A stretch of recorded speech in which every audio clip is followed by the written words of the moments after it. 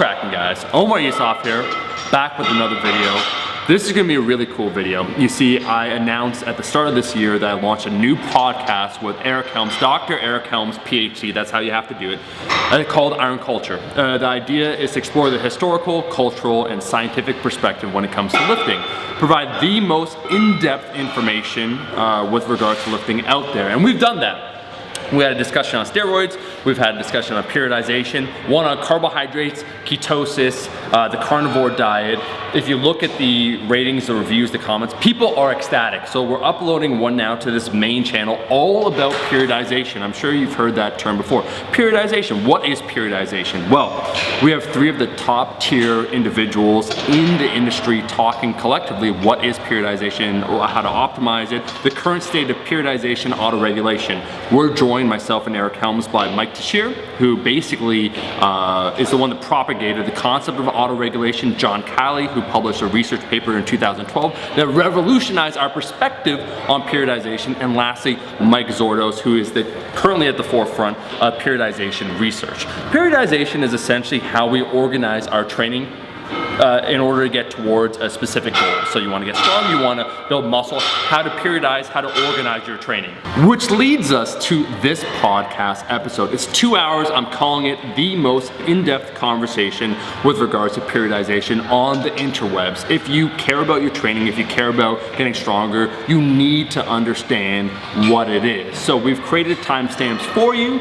I'm also going to link in the description the Iron Culture YouTube channel. It's on iTunes, it's on Spotify, it's weekly. I highly recommend if you care, because like I said before, in a 5-minute video and a 10-minute video, you can only convey so much information. This is the next level for a new level of complexity of information when it comes to lifting. So I highly recommend you subscribe right now to the channel and enjoy this episode all about periodization. If you do, just make sure to like the video and leave a comment below with what you thought. Without further ado, let's get right into Iron Culture, the episode on periodization and autoregulation.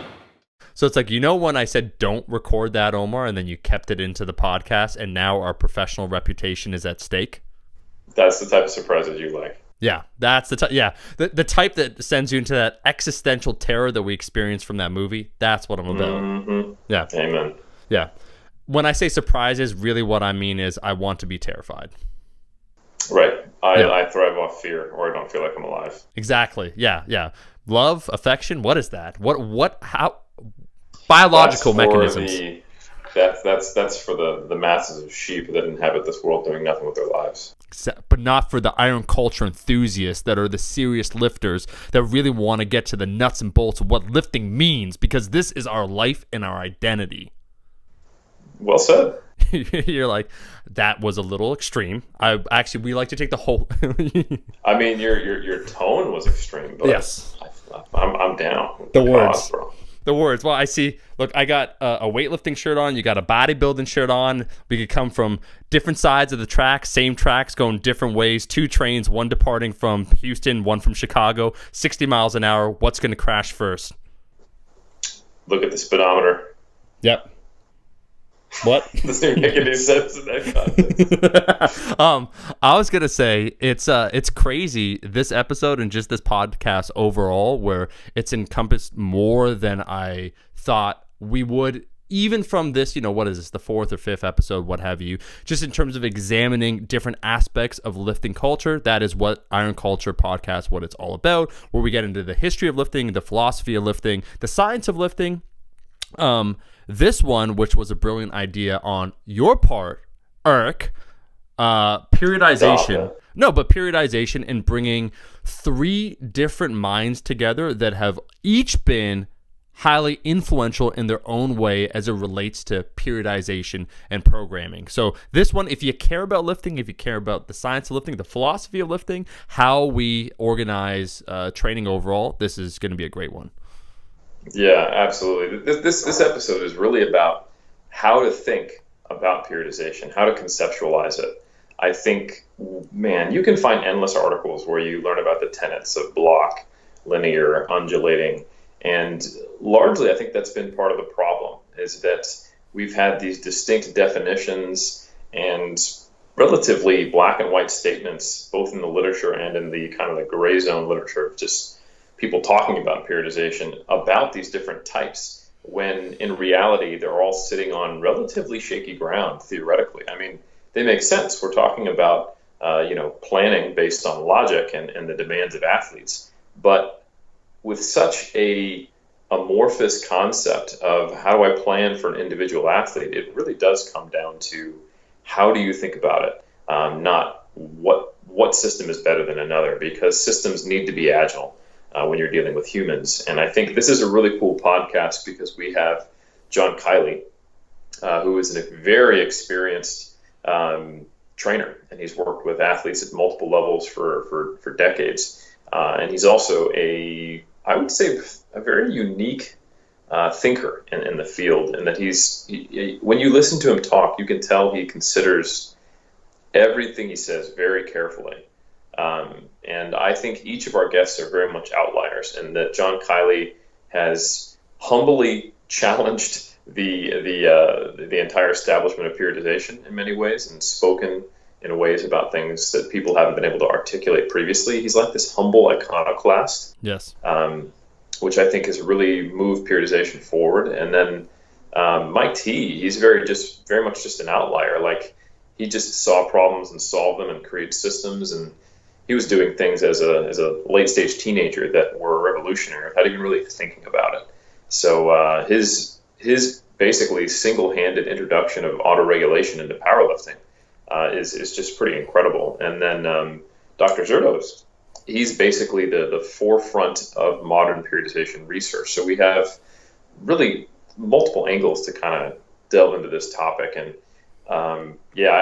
I would say, though, if you're listening and you're expecting to figure out the best way to write your DUP cycle, that's not what's going to happen here. You're going to learn a much better way to think about training planning and really what it means, and the realities of what happens to a body and an athlete over time, and how that relates to a coach and also your training plan.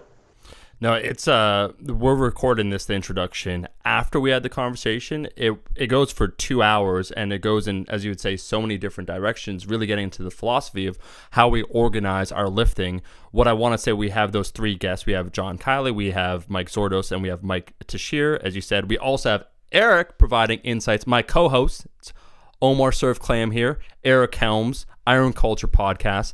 There is one thing to note, too, that I think when John Kiley was talking about Verkhoshansky and some of the research that doesn't get stated often enough when it comes to periodization. We had an opportunity to speak with Professor Shako, where we worked with him. And one of the things that he emphasized when you said about I forget what Kiley refers to it as, like the social biological aspects of lifting, the stressors and environmental factors and all those things, is though the periodization that was passed down previously, how there's expectations to control as many outside variables as possible in order to get that desired outcome. So instead of being agile, being rigid, because they're attempting with these Olympic athletes or these high level athletes to control all these things, but for the average person, how that's just not realistic. And that's where Mike Tashir, what's really cool with this podcast, where he gets into the concept of auto-regulation, and now he came up with that system for himself and his athletes. Yeah, Omar, I think you just touched on something that we didn't in the main podcast, is that periodization actually reflects the culture that it comes from, right? Training planning. And if we look at the roots of periodization coming from the Eastern Bloc countries during a period of having a pretty, I wouldn't say tightly controlled, but I'd say highly organized sports school system, which has its pros and cons. That means that things are going to be more consistently effective, because you have this very homogeneous effect. I mean, and homogeneity was the cultural goal at this time on that side of the Iron Curtain, that was the reality of the political and social and cultural environment that their periodization came from, which is something we didn't even touch on. Oh, no. But yeah, there's so many ways you could take these conversations. And I think that's, Eric, the goal with this podcast is to really explore lifting culture in its entirety. That was a fantastic point that you just raised.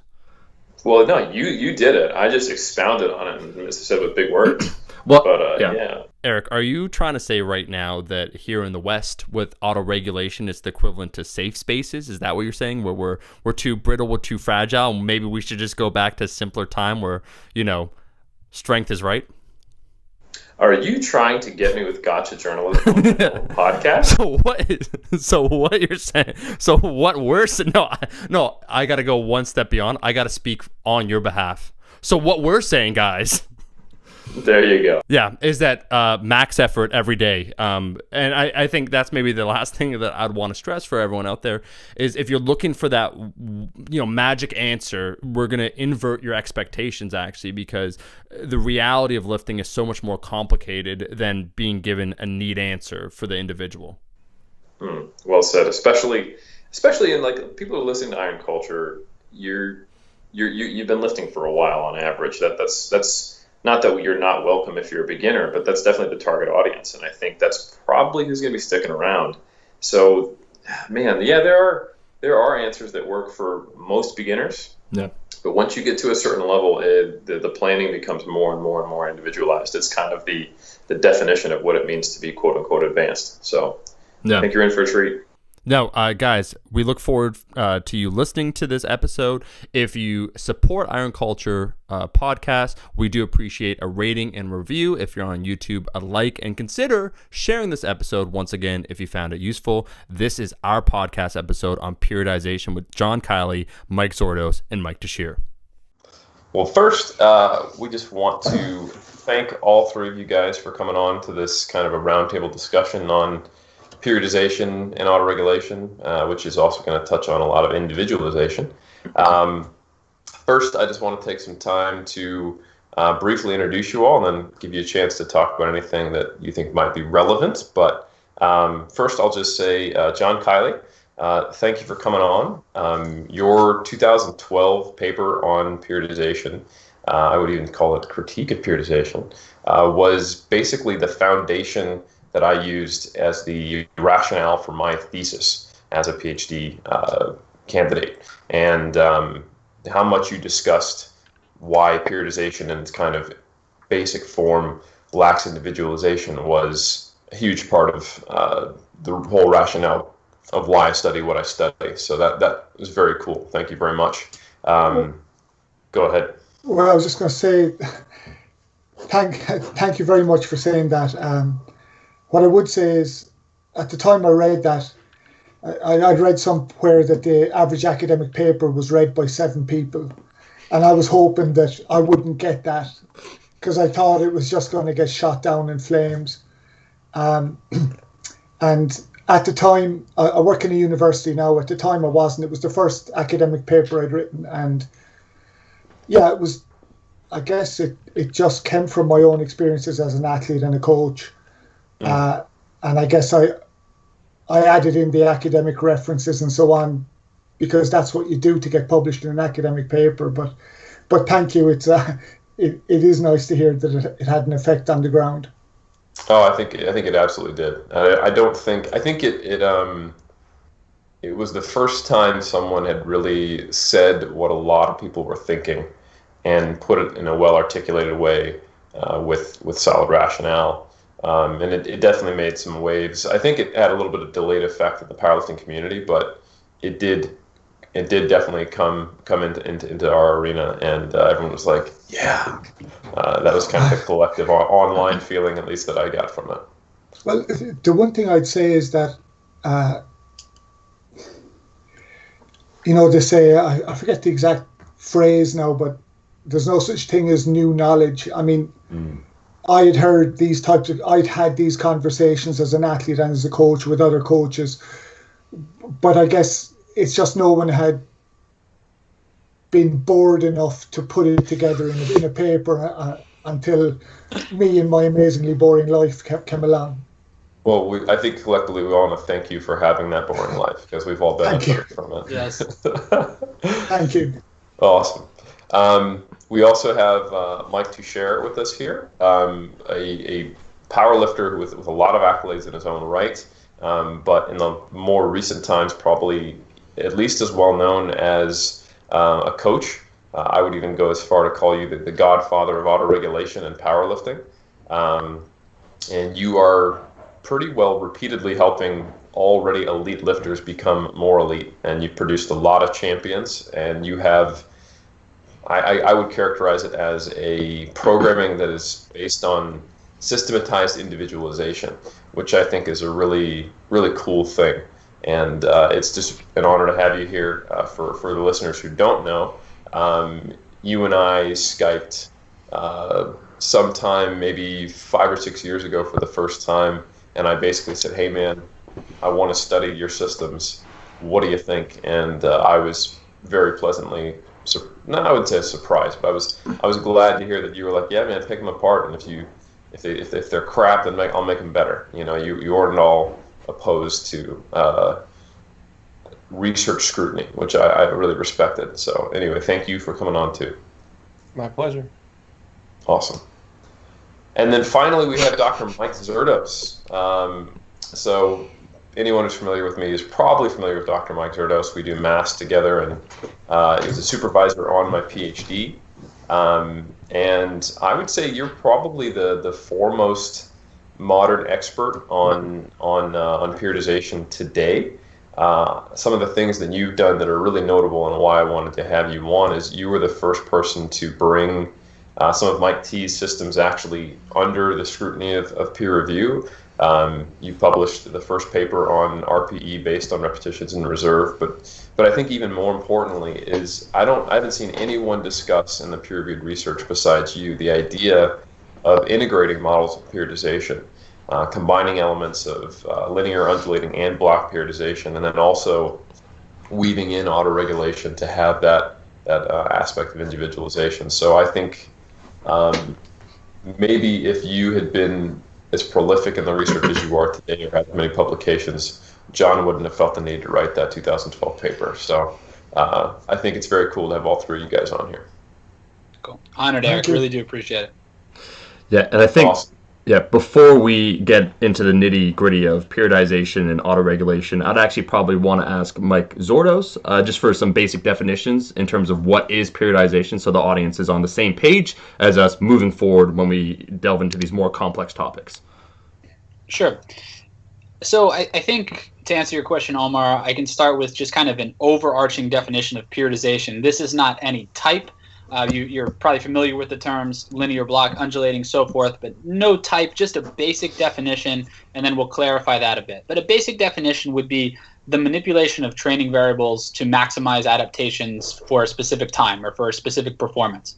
And remember, we're going to talk about periodization in the context of powerlifting, of bodybuilding, although it might not be quite as important there, might look a little different in that context, but maximizing strength and maximizing muscle performance, if you will. But periodization has been around forever, and it was originally developed for Olympic sports and Olympic athletes. And so over that, and within talking about, manipulating variables, if you just think in a most basic sense, you want to test your bench press strength, 30 weeks from now.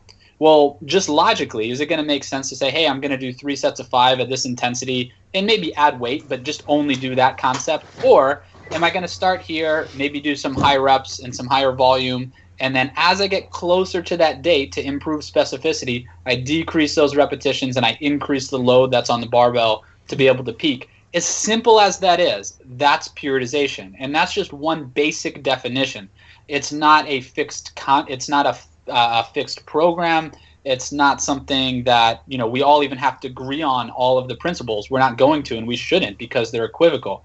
But that's the concept, just manipulating those variables to maximize adaptations. Then within that, there's the different types, and I'm sure we'll get back, and I put types in quotes because I don't believe these types are really all that different.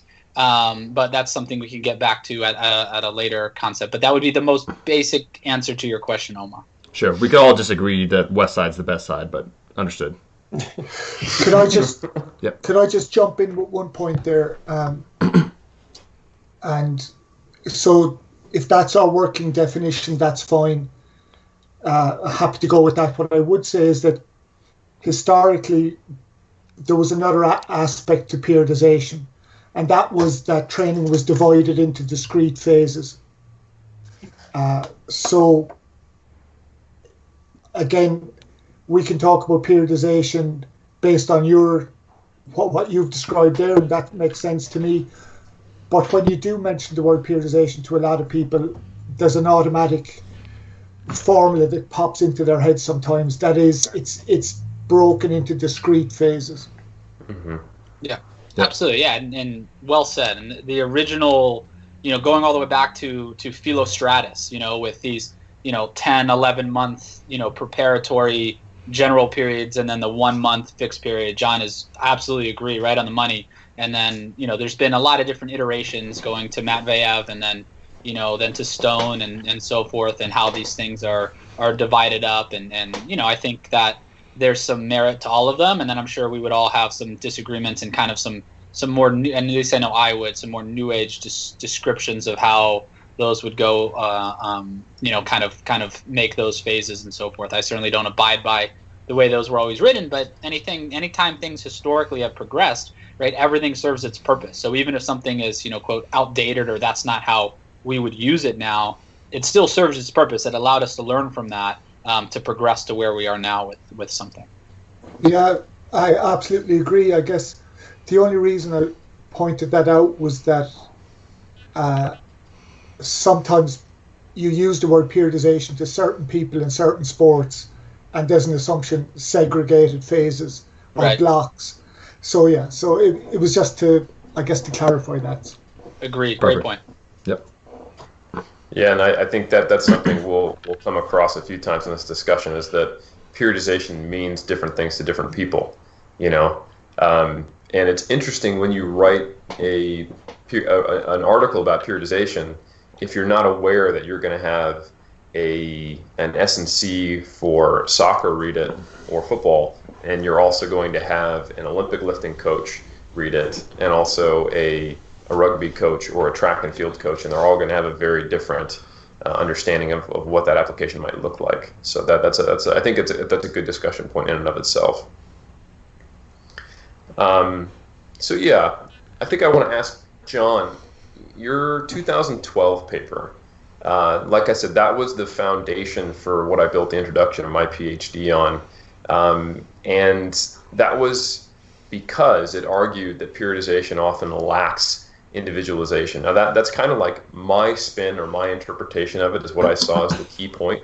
But what was your goal when you wrote that 2012 paper? Both what did you want to get across, and then what did you hope to see change in the sports science community? So the goal was pretty selfish, to be honest. Partly because I didn't think anyone would read it, but it was just a problem that I'd been. The story of the Emperor's New Clothes. Mm. Yeah, so I've been working in elite sport, working with really good coaches, really good athletes, and I couldn't understand when I looked at the background of periodization, and I read Matthew's book, which is an incredibly hard to read book. It just seemed to be built on shifting sands. It wasn't really, to my way of thinking, it didn't make logical sense. And as an athlete, it just seemed clear to me that, there's a lot of day-to-day variation going on here. There's a lot of things that are happening outside of the context of the specific session that surely should influence what we do in the session. And how can somebody tell me what training I'm going to need in 6 weeks anyway? That kind of doesn't seem to make sense to me either. So I guess it was all those things, and I guess just being a nerd by nature, I read a lot about it. I talked to everyone I could. I pretty much stalked a couple of presenters around the world,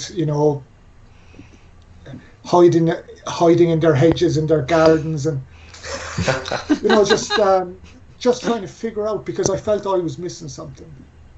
I actually studied under Mike Stone. I did a master's under Mike Stone in Edinburgh, and I went there specifically because he seemed to clearly believe in periodization, and I just wanted him to explain it to me so I could become a follower as well.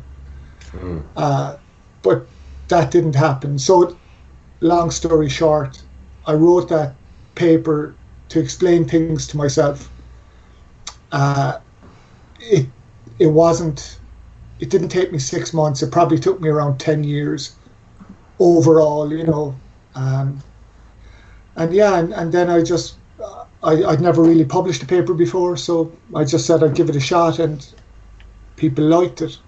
And I think people liked it because most people knew. It's just they hadn't seen it expressed in print. That was pretty much it. It resonated. So as regards the motivation was to explain it to myself. Very cool. So I guess I think it's interesting how a little bit of a personal journey got expressed, or even a personal understanding got expressed in the literature, which is cool. So if you didn't go into it with a hoping to have some kind of impact, I guess the question I would have is, now after the fact, observing that it has had an impact, do you think the impact it's had is what maybe you see as positive, or do you think people got it?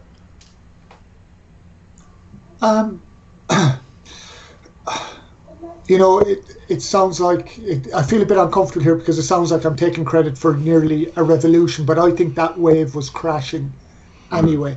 Again, I guess for some folks, I just contextualized it a little bit.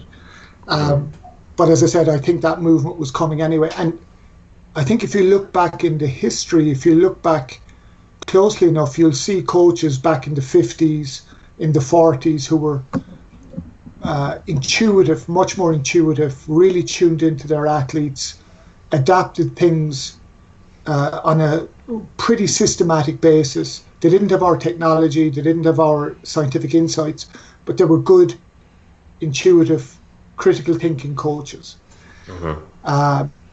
So yeah, I genuinely, I didn't think it was going to have any impact. I thought either nobody will read it and it will just sink and die, but it's okay because I got it off my chest, or you're going to be ridiculed. That was pretty much it. But I mean, I didn't care. It was an itch I had to scratch. Well, if I may interject here real quick, you mentioned like the wave already crashing. I think there's a lot to be said in, you know, a more general, maybe even philosophical sense for vocalizing a thing that a lot of people know deep down but can't quite express. Yeah. You know, for being somebody who can articulate this thing that we all kind of know, but we ignore it because we can't say, like, we can't find the words for it, you know. And so where we go with what the thing that we can express. So, you know, the whole industry goes in the direction of top-down planning, hardcore periodization models, until you know, even if there is kind of this gnawing deep down that, you know, something doesn't sit quite right, until there's a way to articulate it. So I think I totally understand not wanting to take credit for that type of movement, but I think there's a big value in forming those things into words. Well, again,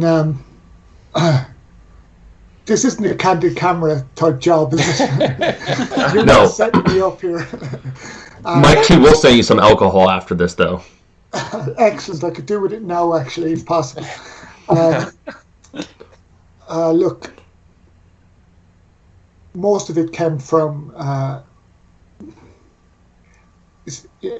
just being embedded in competition, coaching, all the trials and tribulations that you and all your listeners probably go through. What the hell am I going to do to get better? How am I going to organize it? I really am motivated.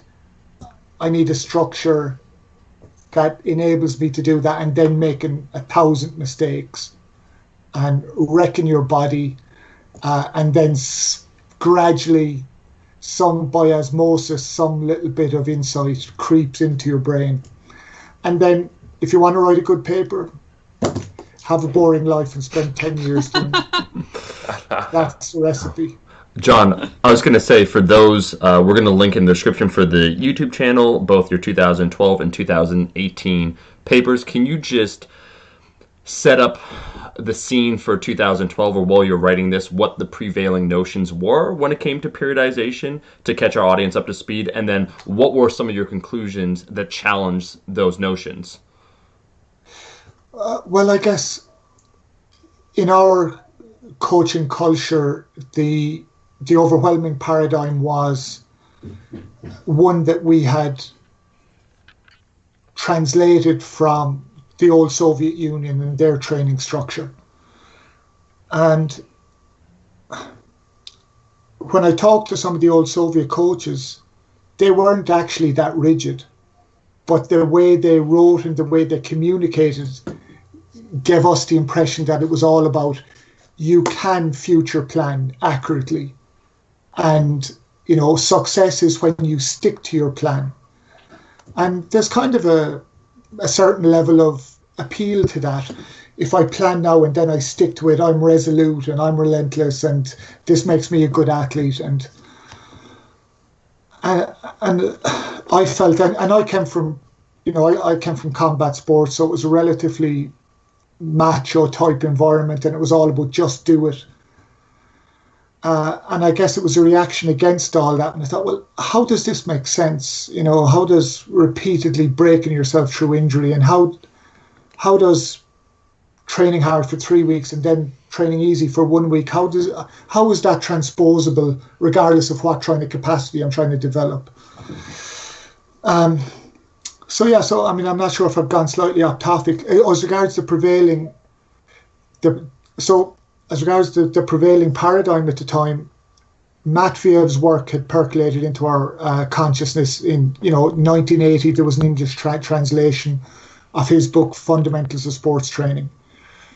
Now, I don't know what it reads like in the original Russian, but the English translation is like he was on acid writing. It is just, you can take any meaning you want from that book. It is, it's practically incomprehensible. Not saying it's his fault, but that's the way it reads to us. But yet people were reading this and taking firm messages from it and holding it up as the way, the truth, and the light. Now, really skimming over the history, right, pretty soon after that, Verkhoshansky, who was a very accomplished track and field coach, he published some stuff in English in IAAF journal specifically, which was track and field specific. And I think the backstory that I got is him and Matviev used to be close, but they had a bit of a split, and then they had a little bit of a turf war. So Verkhoshansky hammers into Matviev and holds up a lot of pretty accurate criticisms. It's too much pre-planning. It's too cumbersome. It's kind of like trying to, be agile on an oil tanker. So then Verkhoshansky became the man. And a couple of other people raised their heads. And then in around 2008, 9, 10, Vladimir Isurin, who's another ex-Soviet academic / coach, he formalized Bondarchuk's block periodization method. And he started publishing in that. So from an academic perspective, that was the family tree. It was Matviev, Verkhoshansky, and then Isurin. And Isurin was the guy he was the first guy to publish in a very high-level academic journal.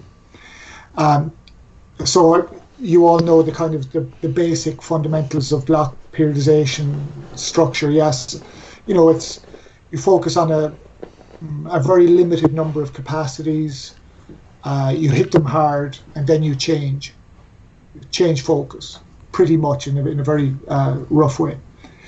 So that was the background. Now, I guess the thing that characterized all of those models was, I don't know if you ever saw the film Monty Python's Life of Brian. Yes. I'm assuming you did. I'm assuming you did. So I don't know if you remember the scene, but follow the gourd, follow the shoe. Where everyone there's this one message, we need to plan, and then everyone is coming up with their own little follow me. This is the correct doctrine. So to me, it seemed like it was all one man, one message, and it was all, Matveev sets it up, Matveev dies, Verkhoshansky hammers Matveev, discredits his work in a pretty aggressive way. Verkhoshansky dies, Asurin comes in and kind of disses both of them and says, they were both wrong, this is my way.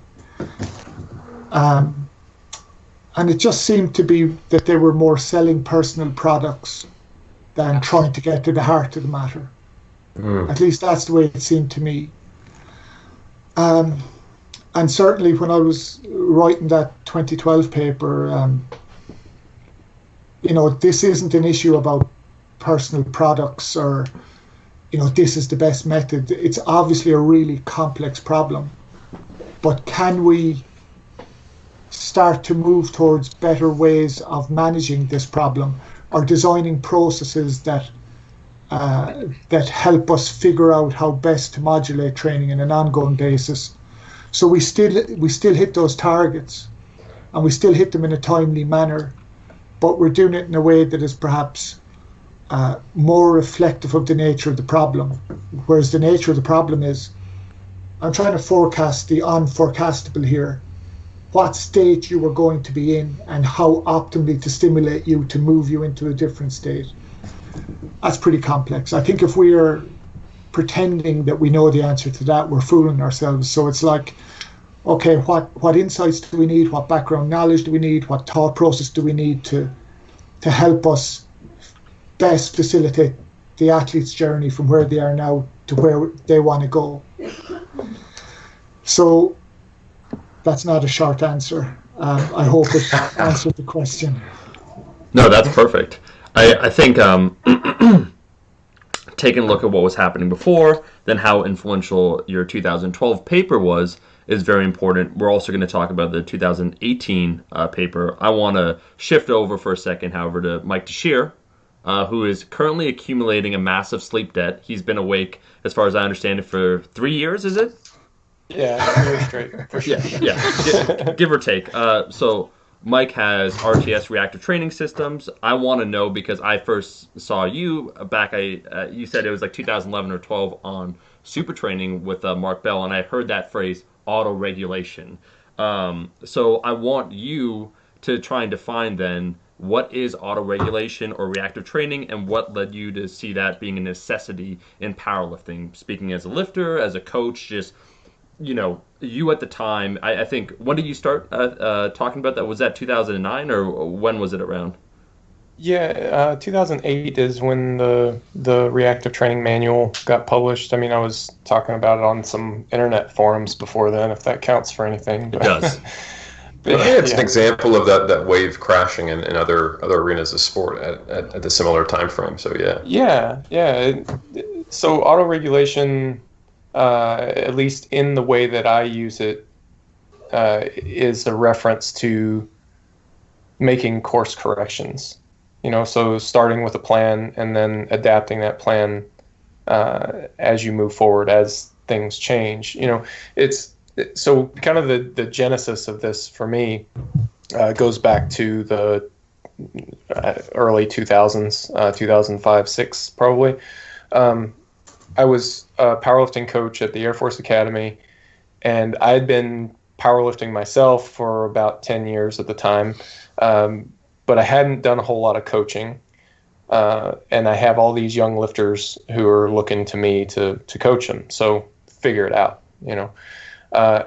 and at the time, there's kind of a prevailing narrative in powerlifting circles in general, or at least the ones that were on the internet at the time, that it's like this mantra of, you got to learn how to listen to your body. Like advanced lifters, people who've been doing this for a long time, they just kind of develop this intuitive sense of, I know what I need to do. I know when enough is enough.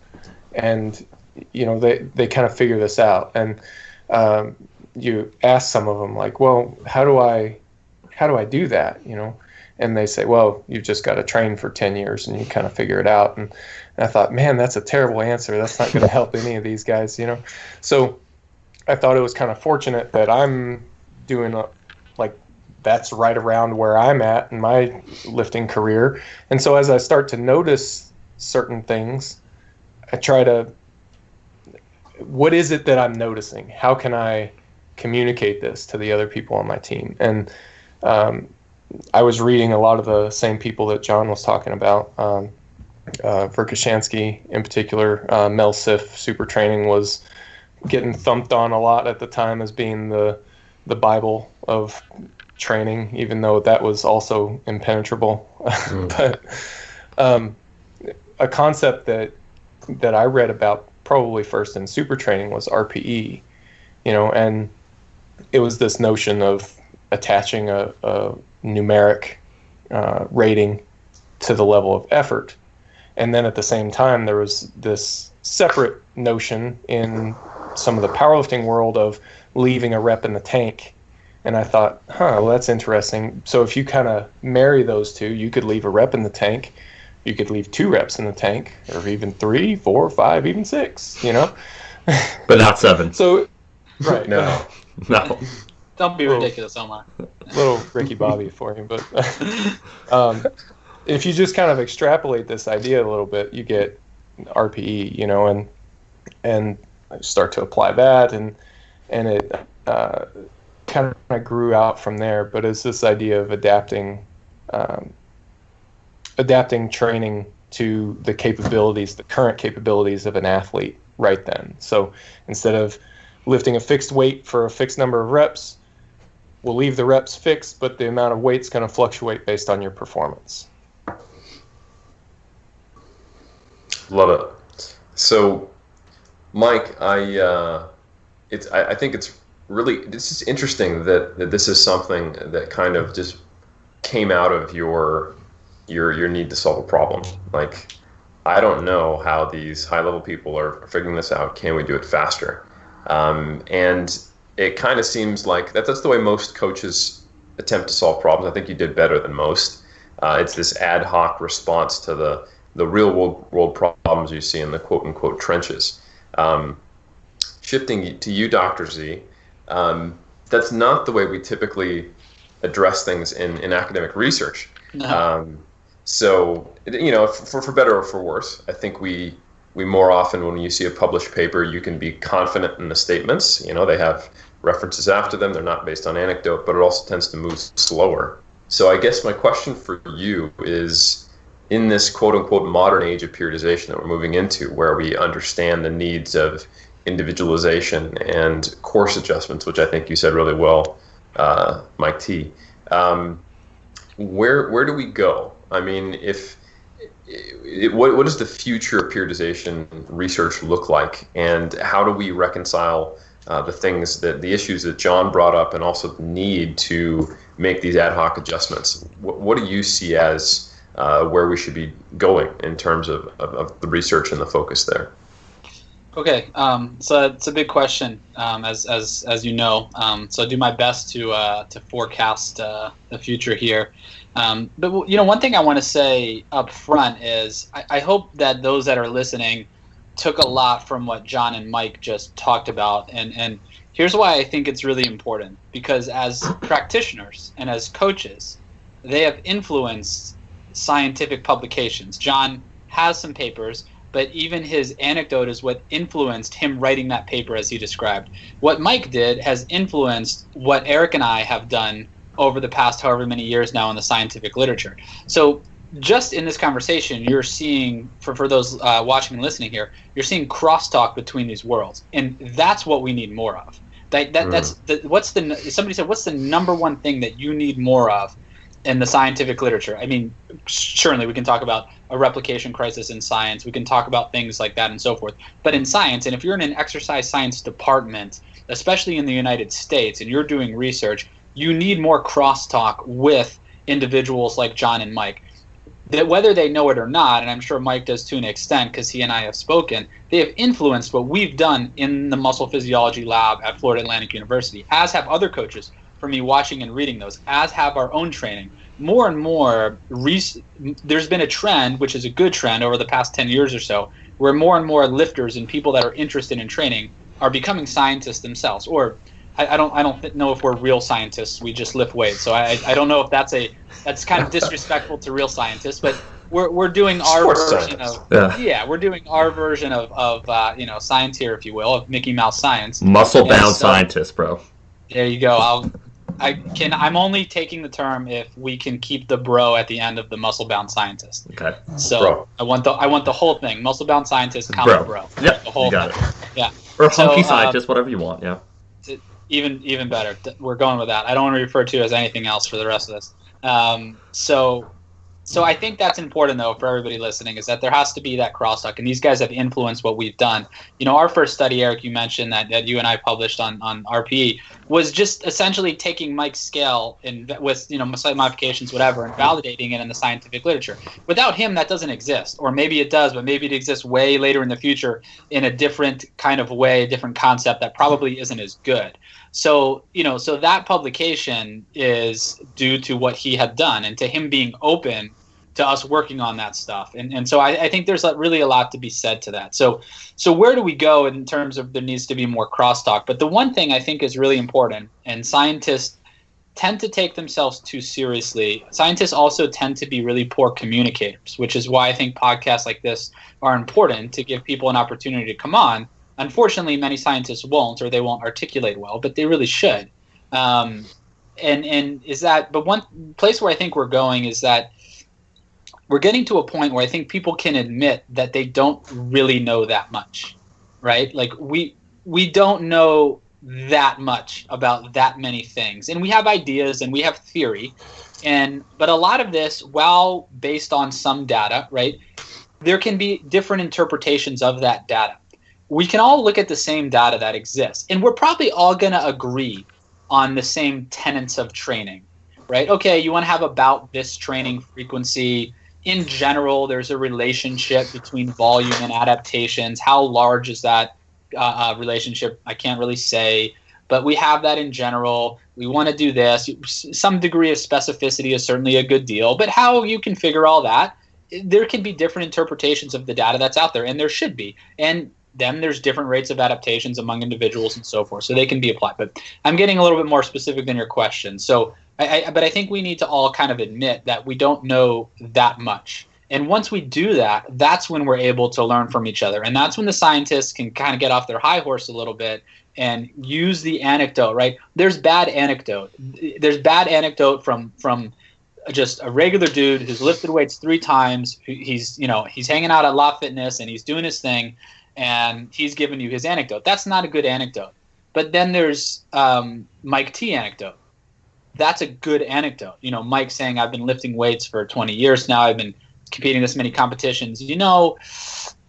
I've been doing this way for a long time, and I'm seeing the results based upon this. I'm not sure if there's scientific data on this, but myself and 15 lifters at RTS have all been doing this and have made progress. There's something to that. What's Mike onto? So what can we take from what he said? Maybe that does already exist in the scientific literature and he doesn't know it, or maybe it doesn't exist, but physiologically it makes sense. Then we test that. And I do think that's a rationale to do something. So if we can admit that we're all kind of guessing a little bit, right? We're all guessing a little bit about this in training and periodization.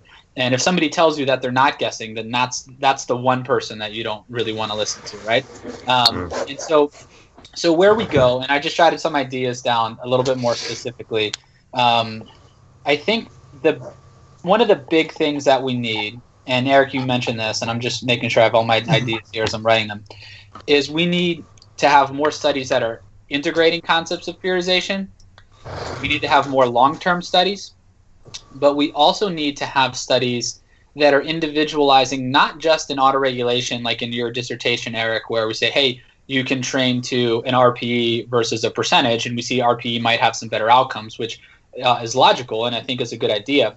But more individualization, whereas so let me set the stage for those that are listening. And I was meeting with my lab group this morning. We had one of the greatest 2 or 3 hour meetings that I've ever had, just tossing out ideas, writing stuff on the board. And by the way, John, we talked about one of your 2012 paper in our meeting today. And so Eric, we did not talk about anything you've ever done. Oh, no. But you guys did mention his 2011 show, right? Yeah, well, of course. I mean, listen, Omar, I will say that at that show, I got to be honest, Eric, I don't think you nailed the tan.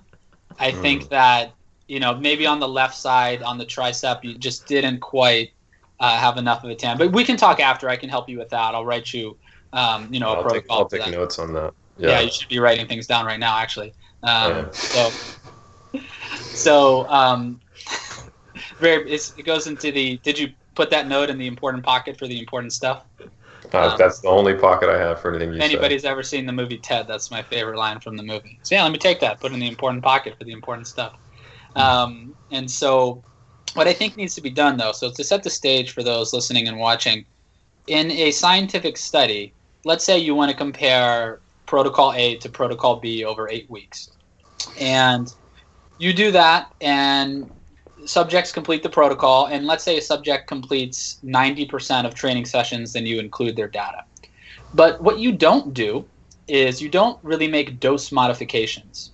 So if a individual has an injury, whether it's related or unrelated to the study, but they can do some things but not others, then they have to discontinue the study. If somebody loses motivation and just doesn't want to train, then they don't train that day. So we have to figure out a way in science, and this is what my students and I were talking about this morning, is that's not reality, right? If you injure your lower body, what do? You then train your upper body. If you injure your left arm, you're still going to train with your right arm. If you don't feel like training one day, you might not just completely not train at all. You might just do a lighter session, or you might say, I'm going to do something a little bit more fun today, or you might lose interest and so forth. But in science, we don't allow for that. We just kick somebody out of the study, which makes sense, right? It makes sense because your question in that study is to compare A versus B. It's not to find the best training protocol of all time, but in this head-to-head matchup, which one seems to be better? And then whichever one is better, you base things upon that concept. But then, of course, there's limitations to that because B was better than A, but it was better than A over 8 weeks under certain circumstances. That doesn't mean you always do B forever. It means you look at all of the information that you have at your disposal, and then you put that concept in context over the course of all of this information, and then when you might use that over the course of a year, but also understanding that all that did was compare this to this, and you never take something from the literature and enact it exactly as it is. Rather, you understand the concept, and you integrate those concepts together for where you're going to place it in your plan or how you're going to use it. And that's where I think scientists fail is, while there's resistance from the practical realm to use science too, I think the job lies with the scientists because the scientists are the ones that know that information, and somebody in practice doesn't have access to scientific papers, or they can't understand them, or they're written in a way that's not approachable. So scientists need to be better at communicating those ideas. And I think most scientists understand the conceptual point. Some don't, but I think most do, but they don't try to articulate that. Their goal is to publish the paper rather than to help somebody. And if your goal is to help people, papers are going to come, right? You're going to publish enough papers for your career as long as you are working hard and doing things the right way. So that shouldn't be the goal by doing that. So, but I think we need to figure out a way where instead of saying, oh, this person has this, they're done, they're out of the study, we figure out how we can do a dose modification for them. And then we're able to see, because that's ecological validity, that's reality. How many times do you set up a 12-week training block, everything is perfect? Perfect, killed it, increased 2.5 kilos every single session, no problems. Never happens. Never happens. So you have to be able to work things in addition to using velocity-based training or RPE-based training to be able to auto-regulate on a daily basis. So if we admit that we don't know that much, we're open to ideas from others. If we can somehow figure out a way to carry out long-term studies, which is impractical and it's something that we've had a hard time doing, but you can do it if you're at a point in your career as a scientist where you say, hey, I don't have to worry about publishing this and this and this. You have other smaller projects for students as a thesis, and then you can just carry out studies for a couple of years saying, I know it's going to be a couple of years till I publish this. But if something is, think about it, if to give you an example of why we need long-term studies, and my students and I were talking about this again today, we're looking at the various projects, and somebody say, hey, what's the best, general question, what's the best way to get your squat stronger? I'd say, well, I don't have enough information to answer that question. What time frame are you talking about? It'd say a month. I'd say, are you a trained lifter? Yeah, I've been trained for 5 years. Go max every day. Go max every day. Okay, well, what's the best way to get your squat stronger over the course of 3 years? Should I max every day? No. I don't believe so. I think that you should probably use an integrated model of periodization, as we can talk about an outline, with all of these components of individualization, where you have to think on the fly. And then maybe maxing every day might be one mesocycle within that last 30 days at some point. So we have to be able to carry out long-term studies, because if you see something in 30 days, that doesn't mean it's the right strategy over time. So admit that we don't know anything, carry out long-term studies, have this crosstalk where we are talking with practitioners and seeing what they need, right? What problems, if you talk to a team, a collegiate team or a professional team, right, and you just give them a basic talk on like velocity-based training or RPE-based training, that's cool, but you want to know what problems do they have, right? What problems do you have? Or you're coaching a lot of powerlifters. Oh, you want to do this? Yeah, but I only have 45 minutes to train 20 people. Okay, well, now we have to change things a little bit. So all of those things, and then understanding that you get concepts and then you integrate those concepts. And all that stuff will make for better research in the long term. That's not easy. There's a lot there. But in the future of this, that's where we need to go. But we got to start with a step of, hey, how much do you know about this? Are you an expert? Not really. Got some thoughts on it, but all of us together might make an expert, but we all have to admit that we don't know that much, and I think that's the start. Could I jump in there? Absolutely. I was intimidated, John, by your look. Well, Mike was talking. I could tell everyone that talks, you're just analyzing and you're critiquing. And I saw at some points like your eyes were closed, where you're like, and then I saw you write down some notes. I'm like, oh shit.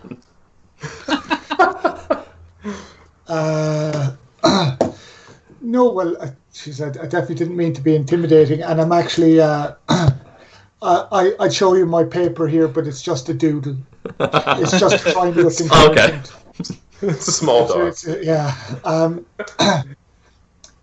I was going to say is one of the big things that changed the way I thought about a lot of what I did in coaching and training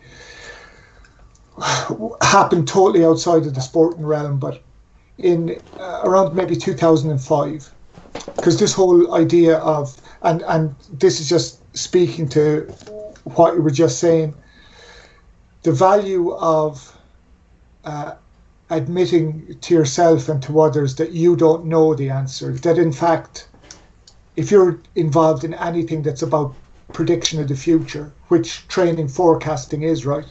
Because that's what planning is. I forecast that this will be the best type of training for you to do at this juncture in the future. Can we actually do that? So anyway, long story short, 2005, 20-year study, 20 years.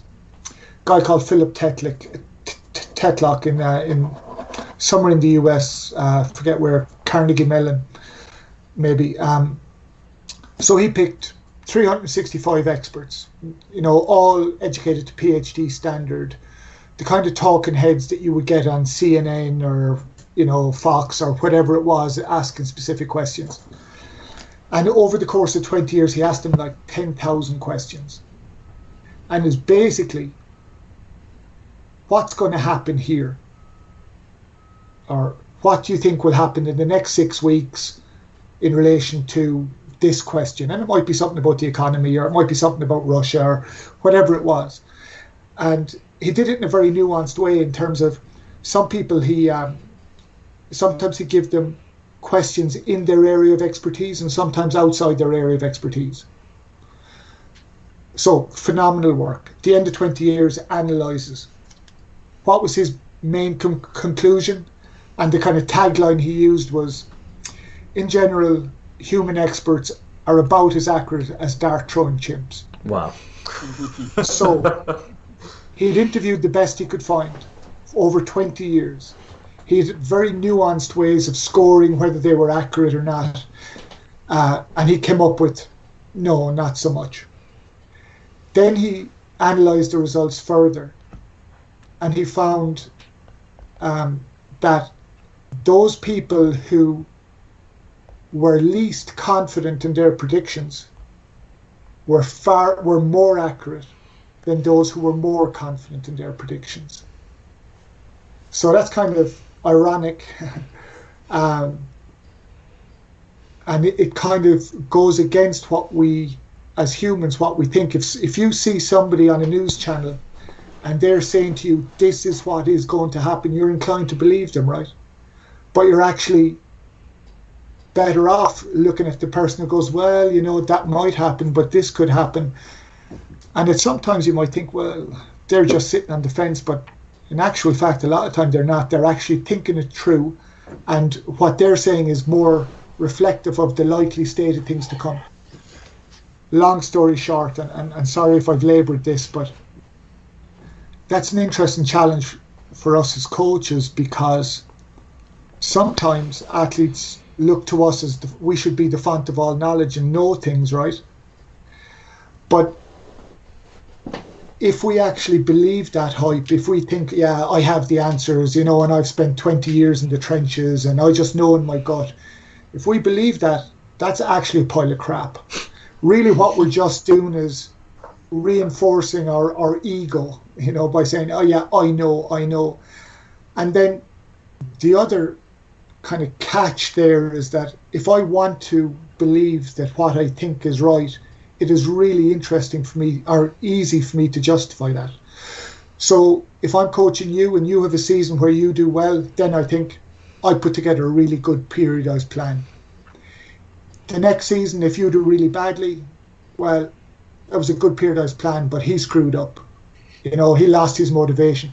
It's so easy for us to reflexively, in a knee-jerk way, kind of explain things away in such a manner that it doesn't require us to change our beliefs or to change our self-image. And, you know, so, and again, you know, this is just getting back to Mike's point, is everything starts with an acknowledgement that this is a really complex problem. I have to start with, I do not know the right answer. I have suspicions, I have, you know, beliefs, I have perspectives, but I need to be careful. And I think just having that little voice of doubt and that reminder that I need to be careful here, I need to check my work, I need to monitor, I need to investigate, I need to not assume that everything is laid down in stone. I see that as a fundamental characteristic of good coaching in general. And then when it comes to planning, that's, I think, what will keep you sharp and what will keep your antenna up for those type of weak signals that maybe the athlete is giving off. But if you believe we're set, you're going to miss those weak signals. But if you're primed for, I need to be sharp here, I need to be observant, then you're more inclined to take on those weak signals and factor them into your decision making. You know, something while we're tacking things on here, I'll join in. We had a saying when I was in school, my formal education's in management actually, but one of the things that they always talked about in our classes was systems drive behavior.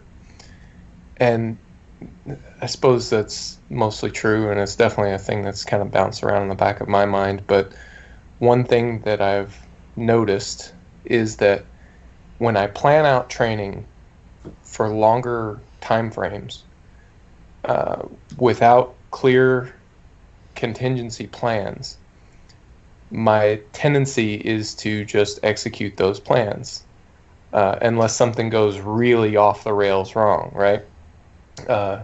My agility to respond to this emerging information that you're talking about, John, goes way down.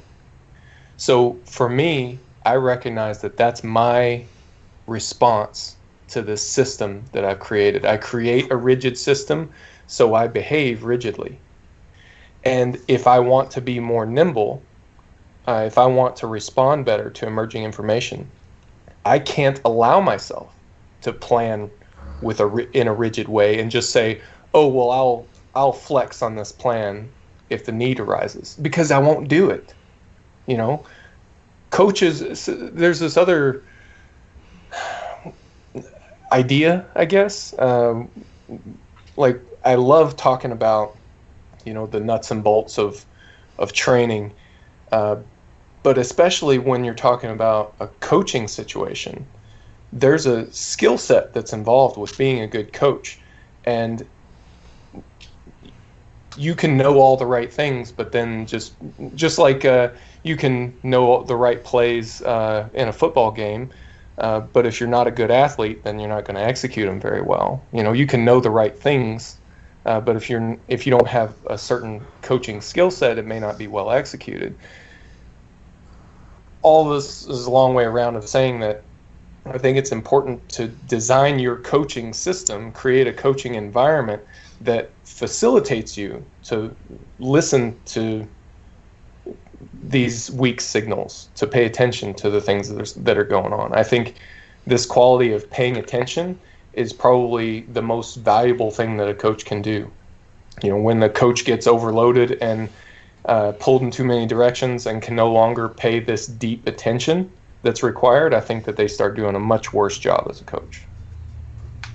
Yeah, I think I fully agree with both you guys. And while you were both talking, I wrote a few things down as well. And one other thing, just to kind of piggyback on both of those, that I think for either a coach or an athlete, and I would challenge everybody when they listen to this podcast and others, and they consume information that might give them insight on how to construct a training program, since we're talking about periodization and autoregulation. For example, if I were to give you basic information, hey, what do you think about training? I'd say, I think it's a good idea to probably set things up where repetitions alter within a week, and you have a frequency of at least twice a week on a lift, and that's, undulating programming. But over time, those reps still decrease, and as you're approaching competition, and intensity increases, and that's still kind of a gradual trends of periodization, if you will. When you're in a volume block and you're farther away from competition, your RP is probably lower. When you're close to competition, your RP is probably higher because you're getting at higher intensity. I give some general information like that. None of that is set in stone. So what I would challenge everybody to do is they take that conceptual, as I said, but when they're doing this, they understand how to think. And you're not necessarily learning facts, and you're consuming this information, but you're saying, all right, Helms got to this conclusion by reading this and thinking this way. I understand how he got there. I get that. I don't agree with him, but I get how he got there. My interpretation of it is this way when I put things together. And it doesn't mean that you're right or Helms is right in that situation or whatever, but as long as you both have that interpretation of the data and you're seeing the concept, then I think you're teaching yourself to get to the right place. So unfortunately, if you were to ask 20 questions in my scientific field to me right now and I answer them, I don't know, 5-10%, maybe more of the answers would be wrong in a few years, even if they're, quote, right now. Right? They're going to be wrong. So if you understand how to think and you're open that you're wrong and that you can be wrong, then you're going to understand things from that conceptual perspective. So when everybody's consuming this and everybody wants to say, hey, I have this information on how to put together a program, just tell me what to do. Tell me what numbers to put down on the paper. And you can get a coach to do that and so forth. But if you want to learn how to do it, you have to understand how to think. And so, when I'm teaching my students and my grad students, I tell them every semester, you should come out of this class reasonably disagreeing with me on at least one thing this semester. If we don't disagree on something, then I did a really poor job. Your graduate students, our knowledge base isn't much different. I'm just here to present this, and then we learn how to think and we challenge each other. So if you can understand how to think, and I know I'm reiterating that, then you can take these concepts that you're consuming as a lifter or as a coach to help your athletes, and then you can understand that this plan, it might be based on the same template as Mike T or myself or as John, but it might actually look quite different when you put it down, and that's their interpretation. Their interpretation can't come from nothing. Don't get me wrong, you can be wrong, right? There is a wrong thing to do, right? You can be wrong, but if you understand how to think, so that's just what I would challenge everybody to do when they're going through that. Am I open? Am I understanding how I can think and move forward in this. And that's really, if you're in formal education, that should be the goal, is to understand, how to think and get better at that. But I think in all of us here that are consuming this, we can do it. So I very much hope that makes sense to everybody listening, because I do think that is way more valuable than learning, a factoid, if you will, about programming or periodization, which, by the way, there really aren't any. You're probably going to be wrong at some point. So, there's my thoughts on that. So if you were coming here looking for somebody to tell you, exactly how to train, you're probably disappointed. But if you're come here looking for some philosophical information that can help you when you now go read some information to interpret it better and move forward better, then you're in the right place. I mean, I heard you say squat every day, so I don't max out. Like, I have something practical to take away, Mike. It's going to apply under any circumstance, so I'm good to go. Omar, are you in fact squatting every day right now? I mean, I am leaving this conversation right here to load up 600 pounds. I've never squatted that before in my life, but what I kind of interpreted from what you said is that it's more about how you feel than the information. I think I could do 600 pounds, so I'm just going to max out. Okay, yeah. If I understood everything you said correctly. You nailed it. Nailed it. 100%. Good. And on that, a serious point, right? Like, if somebody were to say, like, hey, I should, squat every day, that'd be the best way to increase my squat in a month, and something like that. Think about this. Here's people's reaction to the literature too, right? They see that program A versus program B was statistically significant, which the average response maybe was like 7% more, which again, that's the average response, not the individual response. Nobody talks about that, but whatever, we digress. Then people think, oh my God, I have to do this. It's like the people in the other group didn't make any progress at all, right? Like they didn't, nothing happened. You're using this type of periodization now. God, it's going to be terrible. You're going to be Clearly fine. Inferior. You're going to be fine.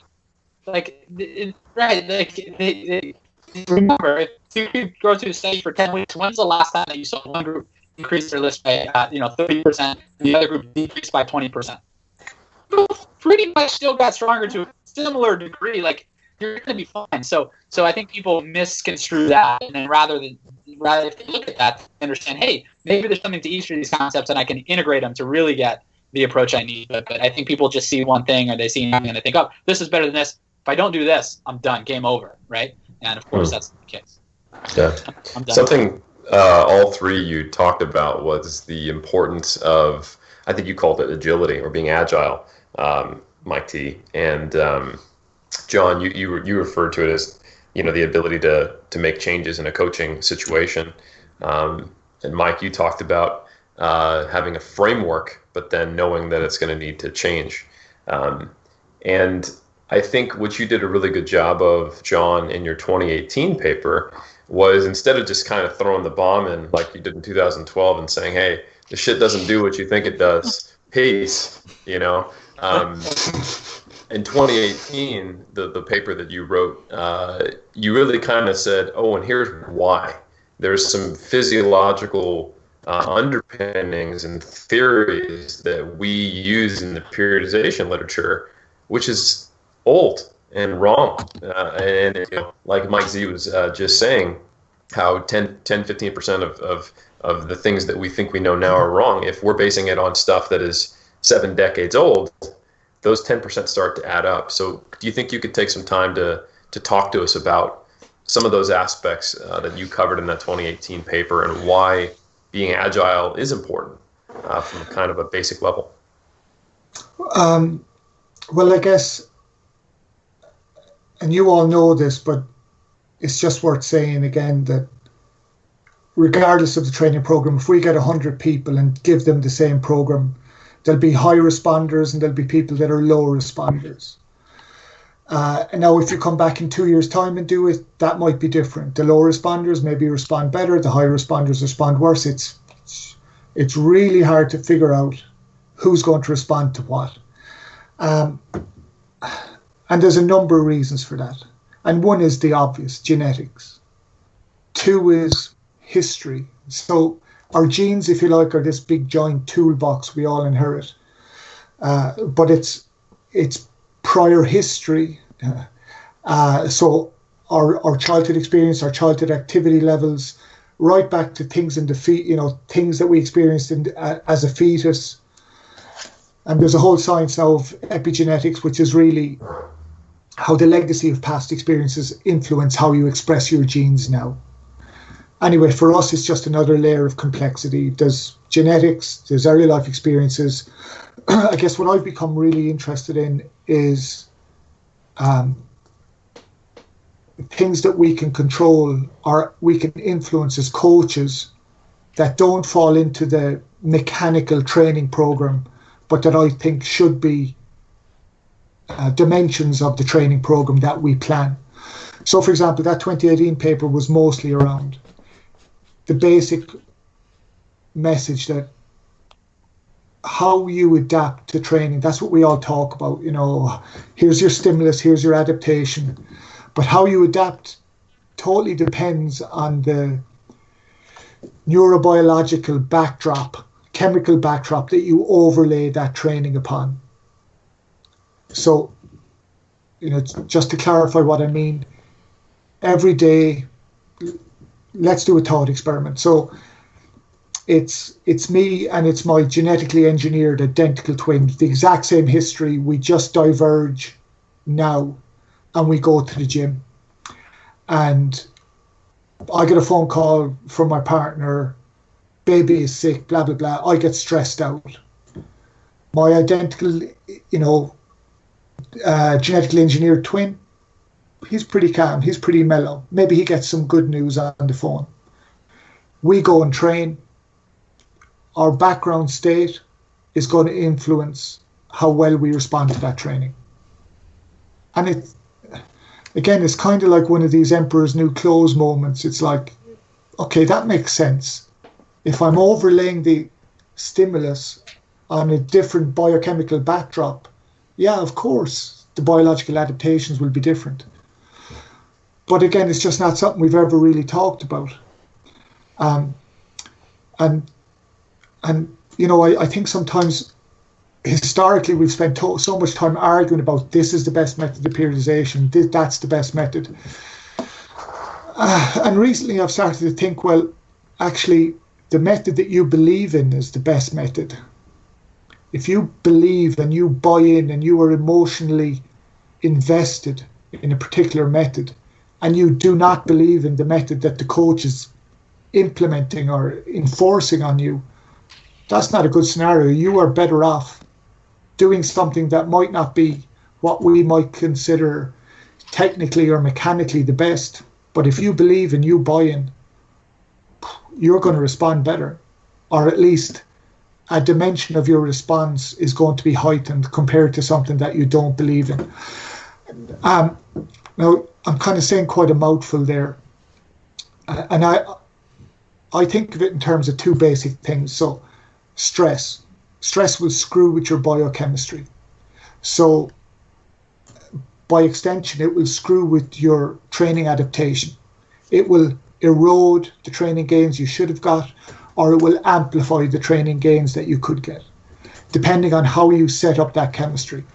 Okay, so how do I set up that chemistry? Well, for example, it could be as simple as, and I've started to think about this in terms of processes. So I have a gym session at 2. Okay, let's say off the top of my head, 12:30, I switch off all my devices. So nobody can get through to me with anything that's going to throw me a curveball. I need to get my head in the game. So maybe I look at my training journal, reflect on the goals for this session. How is what I'm going to do in the next couple of hours going to help move me towards where I want to be in the long term? Okay, so I have context there. Next thing I do is just check in and go, hey, am I a bit freaked out because of that thing that happened this morning? I got stuck in traffic, yada, yada, yada. Yes, okay, I need to take some time. And that time could be whatever you need to, I think of it as resetting to zero. So I'm stressed out, I'm thinking about this thing. I need to park that. And it could be whatever you want. It could be, if you're a meditator type person, you could do some mindfulness. If you want to go for a walk in the fresh air with the dog, whatever you need to reset. Or it could just be, I'm just going to sit down and just mellow out for 10 minutes before I train. Then you decide, okay, but so I just don't want to rock up a train and just mellow. I need to get myself into the right place to optimally execute this training session. What's the nature of the session? Is it a hardcore takeout high intensity session? Okay, well then I need to be a little bit up. What's my process for getting revved up to the right extent?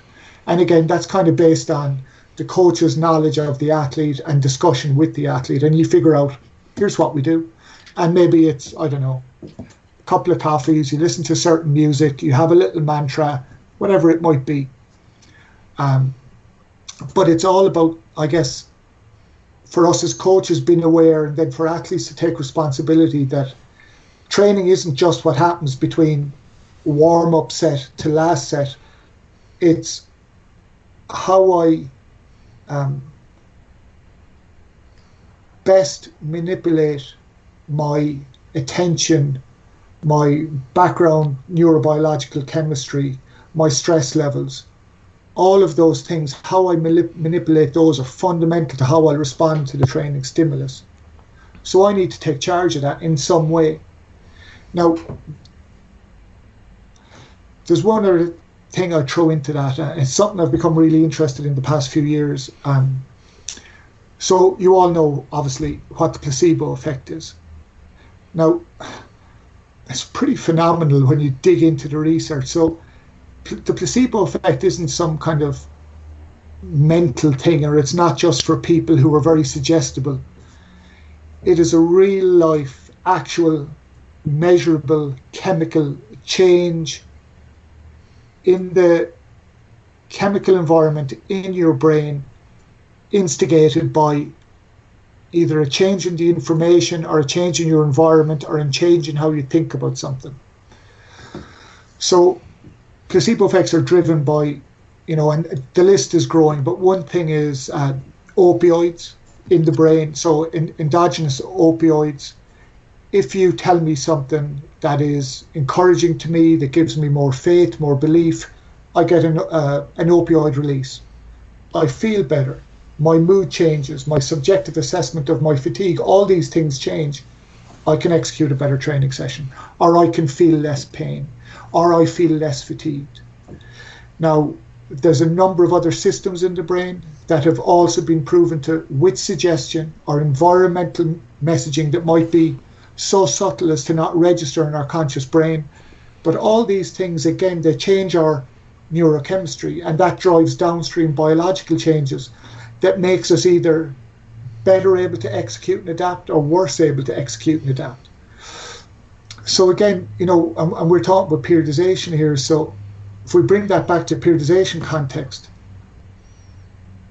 like a lot of the time over the past couple of years, I've thought, maybe the plan doesn't matter. It's maybe how I sell the plan, maybe how I nurture belief in the athlete.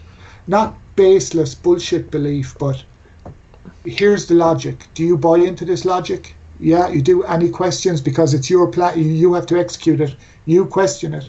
And you just assure that the athlete they know that you're invested in the plan. They know that you care about this. They know you care about them and their future. They understand the plan. They understand how they should feel. They understand the RPEs that should hit. They understand all those mechanics. And that understanding fosters a coach has my back. Coach has thought about this. I trust the coach. And all of those things, I think, we never talk about, but they're as important as what your rep range is, without question, if not more.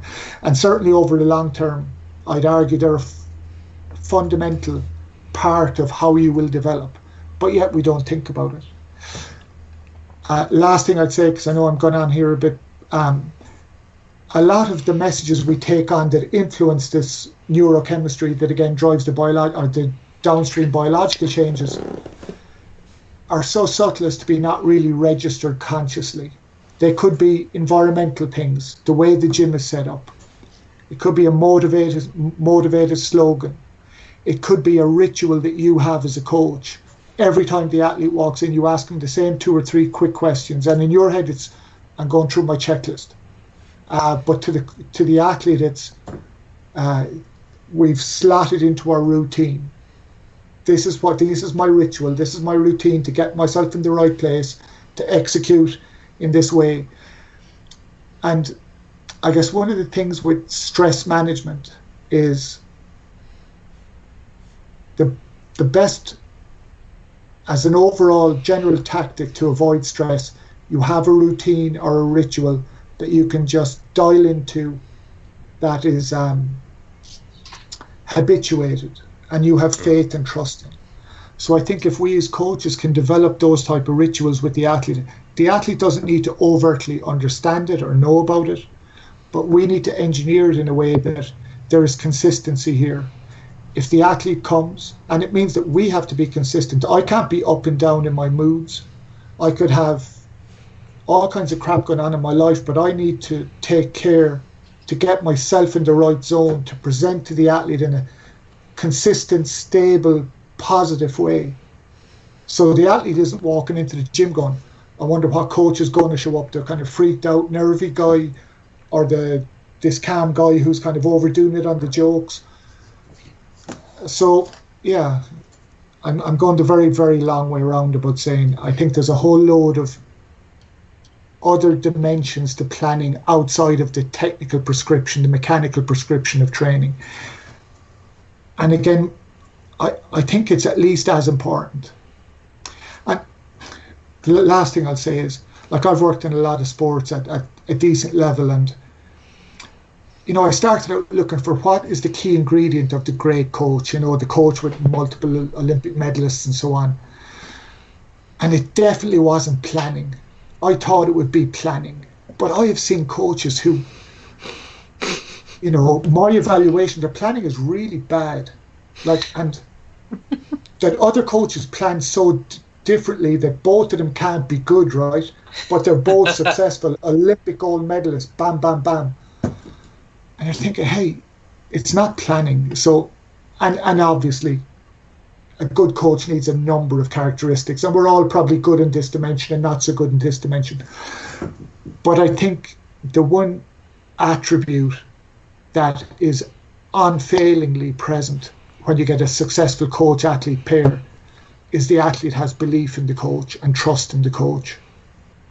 Now, I guess from our perspective, the next question is, how do I nurture that? You know, and my own perspective is, you don't try and be this perfect person. You just be yourself.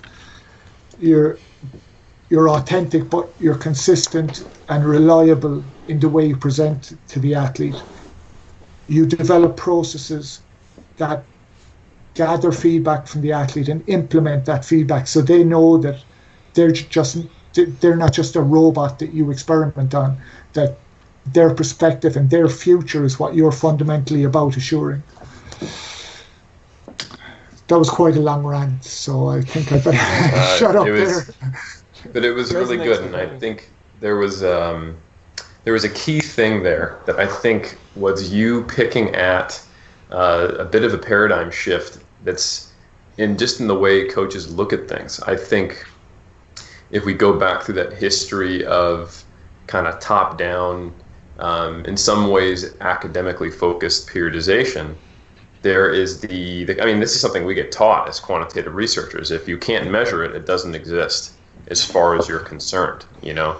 And that's objectively not true in the real world. It's just the way you write a paper and the way you think about things. So I think the previous paradigm of thought was blinders. Like, I have no way to quantify this allostatic load that you're dealing with outside of what I write in my Excel sheet or the nutrition information I give you. Maybe I control a few different things, but realistically, that's 1/10 of the overall stimulus you're getting at most, right?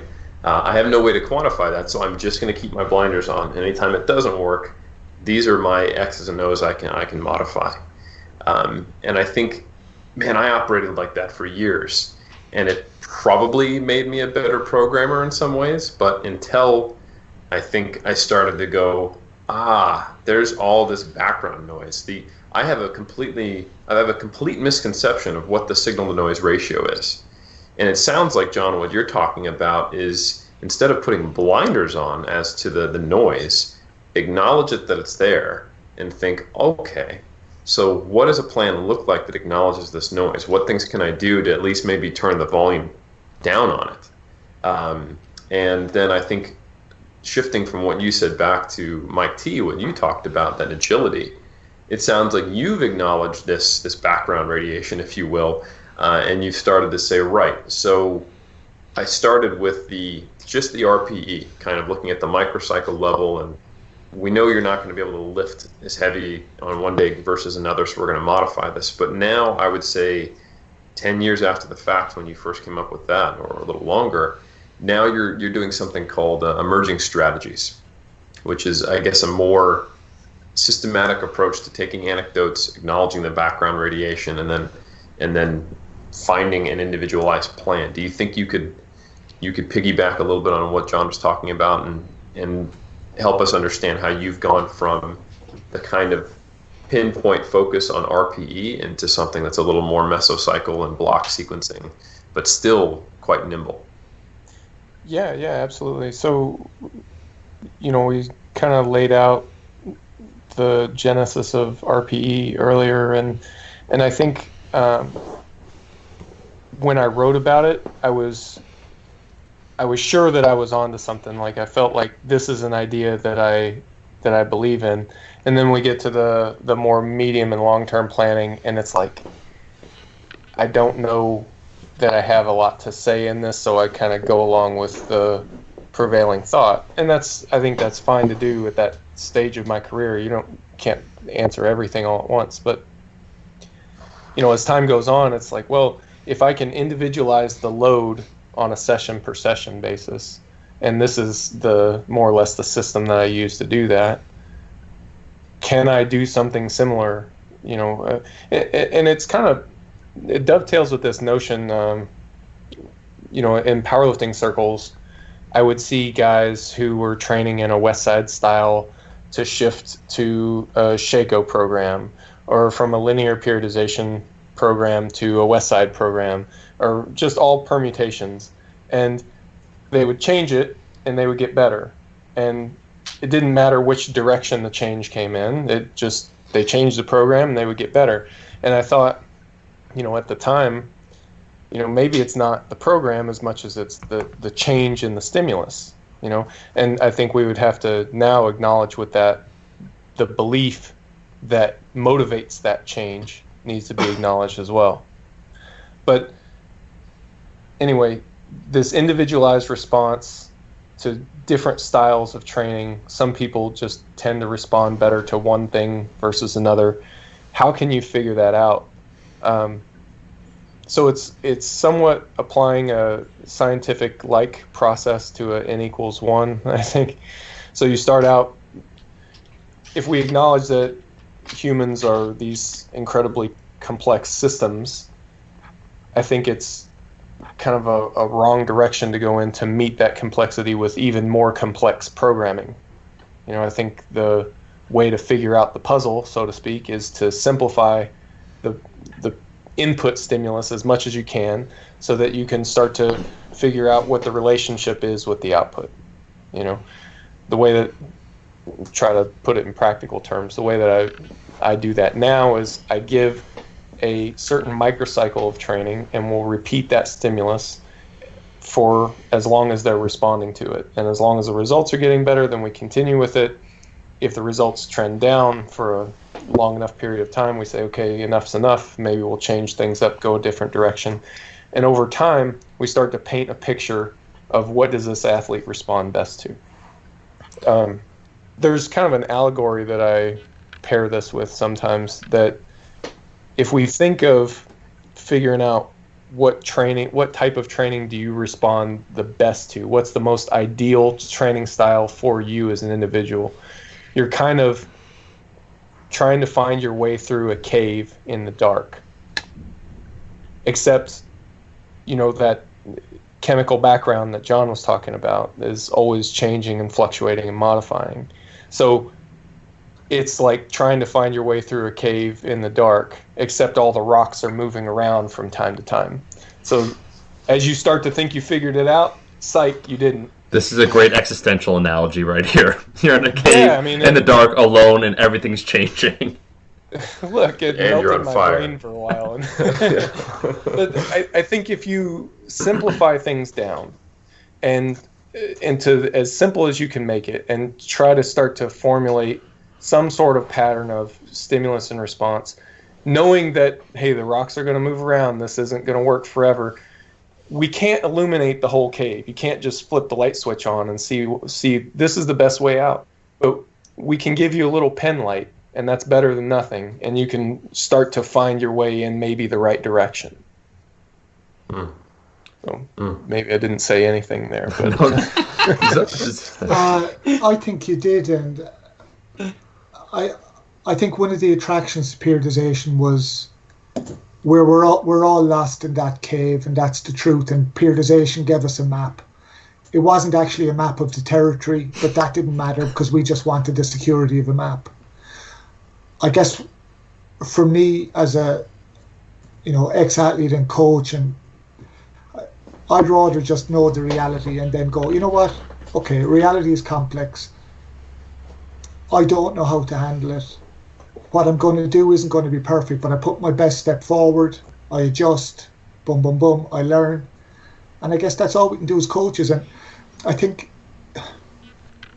it always comes back to, okay, so what does that mean in the gym, on the ground? What does that mean? And I kind of think it's down to more common sense than science in a way. So I need to move this athlete forward. It's really complex. I also need to make sure they keep their head in the game and they are not confused or lacking confidence or insecure or full of doubt. So I think, for example, if we take an athlete that's young, relatively inexperienced from a training age perspective, maybe we tell them, here's your program. If you are feeling this bad, let me know. There are some sessions we're not going to change. It doesn't matter how you feel, because one of the things we do with a training program is we build your resilience. And sometimes, and it might be that you feel bad on the day of a meet. If we've never trained that, what's it going to mean? So it's not like we react to everything. It's like we have latitude to react, and we react when it's sensible. But you have got to learn how to dig deep at the same time. So we need to acknowledge that. And I think I keep trying to figure out, is there basic rules here that we can provide to help people? And there's very few. It's just all paradoxes. And I guess the key paradox that I keep coming back to is change from habituated training is the most likely to stimulate more adaptation. And this is back to your point, Mark. But times of change are also the times of greatest risk. Like most injury, I mean, I'm not sure about powerlifting now, but in most other sports, including weightlifting, most injuries occur around phase changes. Just change been implemented too soon. So there's kind of a paradox there. And again, science doesn't have any way for us to navigate that. It's just, again, we're back to awareness. I think that healthy insecurity, I don't know the answer. I'm not God of training, but I know I'm going to pay attention, and I know I'm going to introduce this change subtly and cleverly, and take information from the athlete and act on that information. Yeah, so that's my basic, maybe that's my next paper. It's just going to be one sentence. Just be careful around change. Change, but careful. Change is scary. Yeah. Right. Short communication, JSCR, that's about the right word length. So yeah. Okay, there you go. Oh man. Zourdos, I saw you writing some stuff down. Yeah, I wrote a lot down, and then these guys keep coming up with more good points, and then I write other things down, and now my paper is all jumbled up, and I'm trying to remember where everything is. You know, I think some of this parallels off of what these guys said, and then I was coming up with other things. I wanted to add one more thing to Eric and Omar's question from earlier, which is kind of where does the future in this go, and some research, but. You know, kind of Mike triggered this when he was talking about emerging strategies, and then John made me think more about it. So, you know, when you have that individualized sort of training here, beyond just the traditional auto-regulation, as Mike was talking about with emerging strategies, and what does this lifter respond to, and how can we see that? A few points on that. One, I think that's really good, and we get lost in this, especially when we talk about, you know, Eric and the people that you and I are talking to a lot of the time. We're talking about, you know, scientific results and so forth. You know, we're talking about this paper showed this relationship with volume or this intensity or this or whatever. And intuitively, you kind of figure that out anyways. But what's the goal? The goal is progress. The goal is results. And Mike used the word results a few times. The goal isn't training volume for the sake of it. The goal isn't training intensity for the sake of it, or to have this this frequency for the sake of having it. That's dumb. I mean, that's really not a bright way to look at things. Is I have to do this. Are you making progress on this? Yes, you're making progress. Keep doing that. Somebody might say, well, you might make better progress if you added this in. You might, but don't do it until you really stop making progress, because there's also no guarantee. So I always think we have to keep that goal in mind, of that goal being progress, especially in kind of the powerlifter world or community. Certainly, and for everybody listening, what John has dealt with, and I don't know all of John's coaching background, but I'm gathering that he's worked with a lot of team sports and other types of athletes.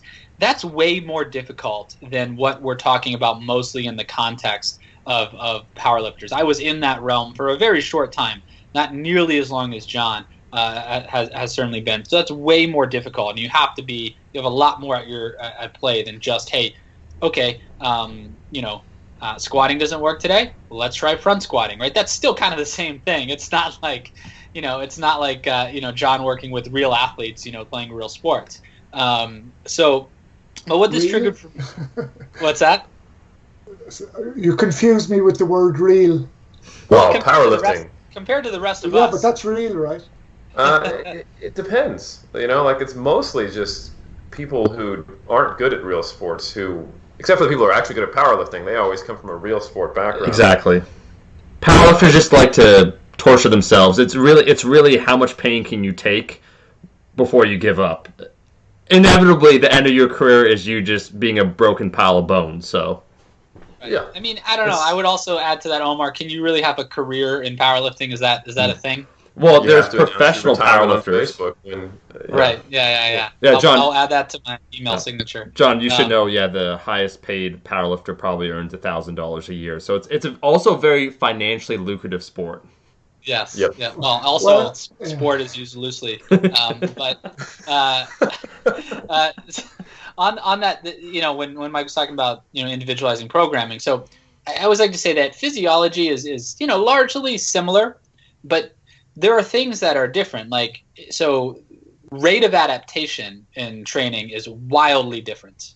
There's a paper from 2005 that shows a 0 to 250% individual rate of adaptation in a training study. Now, these aren't trained lifters. These are just healthy adults looking at knee extension data in men and women that are middle-aged that have never lifted weights before. So some people didn't respond at all, and some people that had a really, really low max responded 250% in 12 weeks. So that's much wider than it would be among our population. But the point being that rate of adaptation is wildly different. And John used the word non-moderate high responders before and things like that. And there's reasons for this. And, some of the reasons in lifting, you might have more myonuclei per fiber and greater satellite cell population, which might contribute to greater skeletal muscle hypertrophy. But there's really no way to know what that is. Certainly you can look at people, right? You can look at, Bo Jackson, and he's maybe the greatest pure athlete of all time, and he didn't really need to lift weights, and his genetics were absurd. But for the most part, you're not really knowing those things going in. So you have to have some trial and error, and you have to say, all right, this person's rate of adaptation is lower perhaps, but this person's rating of adaptation was higher, but they did the same exact training program. Perhaps this was too much volume for this person, and we need to relax some of that volume, which means we're going to need to relax some of that frequency. And then if you consider everything else, perhaps it was too much volume, not just because physiologically they can't handle it, which the only way you're going to find that out is by putting them through the program, but perhaps it was too much volume because of the things that John was talking about, and maybe they had other stressors in their life at that point when they came into the gym. They just simply couldn't sustain that other day, or it was too much on them, or they weren't able to focus that much. So for that individual, you're going to have to dial things back about from that. For those listening, sure, you're going to keep main components for everybody, some degree of specificity and some degree of progressive overload. If you have those two things and you stick with it for a long time, you're going to make progress, right? That's progress is an inevitability if you do those things. But rate of adaptations are different, and we know some reasons why rate of adaptations are different. And if you have, you're looking at, somebody's biomechanics and somebody's levers, and the way that they squat is just going to put them in a position where their trunk is folding all of the time. And you say, oh, well, when you train the lower body 3 times a week for this individual, so have them squat 3 times a week.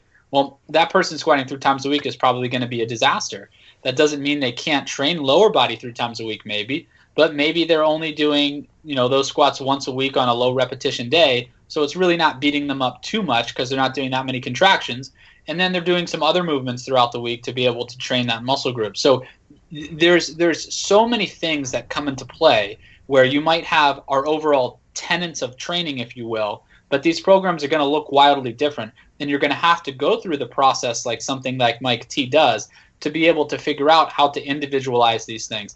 And for those listening and that say, hey, well, I want to see what scientific data says, and those that say I want to see what anecdote says, that's not pushing aside either one, right? That's having maybe a training structure based upon some of those basic tenets, but then saying within that, how can we go about modifying these variables? And so that's, when he's talking about individualizing programming, one, there are scientific reasons that we need to be able to do that, and I tried to illustrate 1 or 2 for you guys there, but then how do you make those modifications or those dose modifications has to come from practice like Mike's doing. And then hopefully that influences what we do as researchers down the road. If you remember earlier, I used the term dose modification to describe where research should go.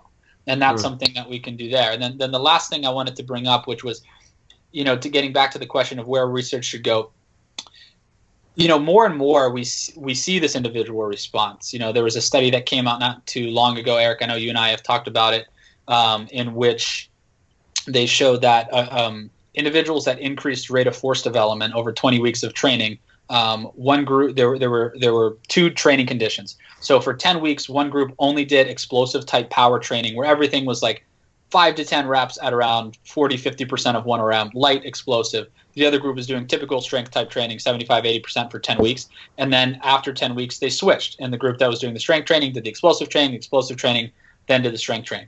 And they measured strength and rate of force development. About half of the participants only increased rate of force development in the weeks that they did the strength training, and about half of them only increased rate of force development in the weeks that they did the power training. So this is what Interesting aside on that study. Please. Those people who only increased power doing the low load explosive reps are also the ones who argue with Mike T about speed work online. I found that to be the case. Yeah, a little side anecdote, but continue. Same exact ones, every single one of them. It's those 6 people, actually. Yeah.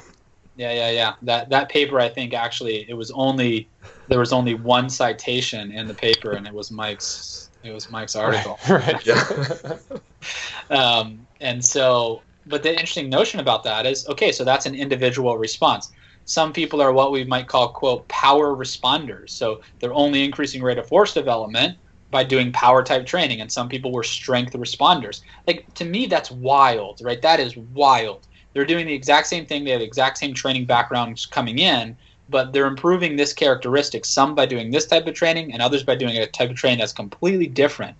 And so the question then becomes, okay, for some people, we put this type of training, this power type of training into their programming at certain times, depending on their goals and so forth, and we put that within, the periodized construct where it may fit. And for others, we don't utilize that because maybe they're not getting that adaptation that the other individuals are. But where do we go in the future with this? What that triggers for me is, how do we identify this? How do we identify somebody as this power responder or as this strength responder? And I don't have the answer to that, right? Is that also something that goes along with myonuclear domain like we talked about earlier? Probably not, because that's not the mechanism that has to do with that.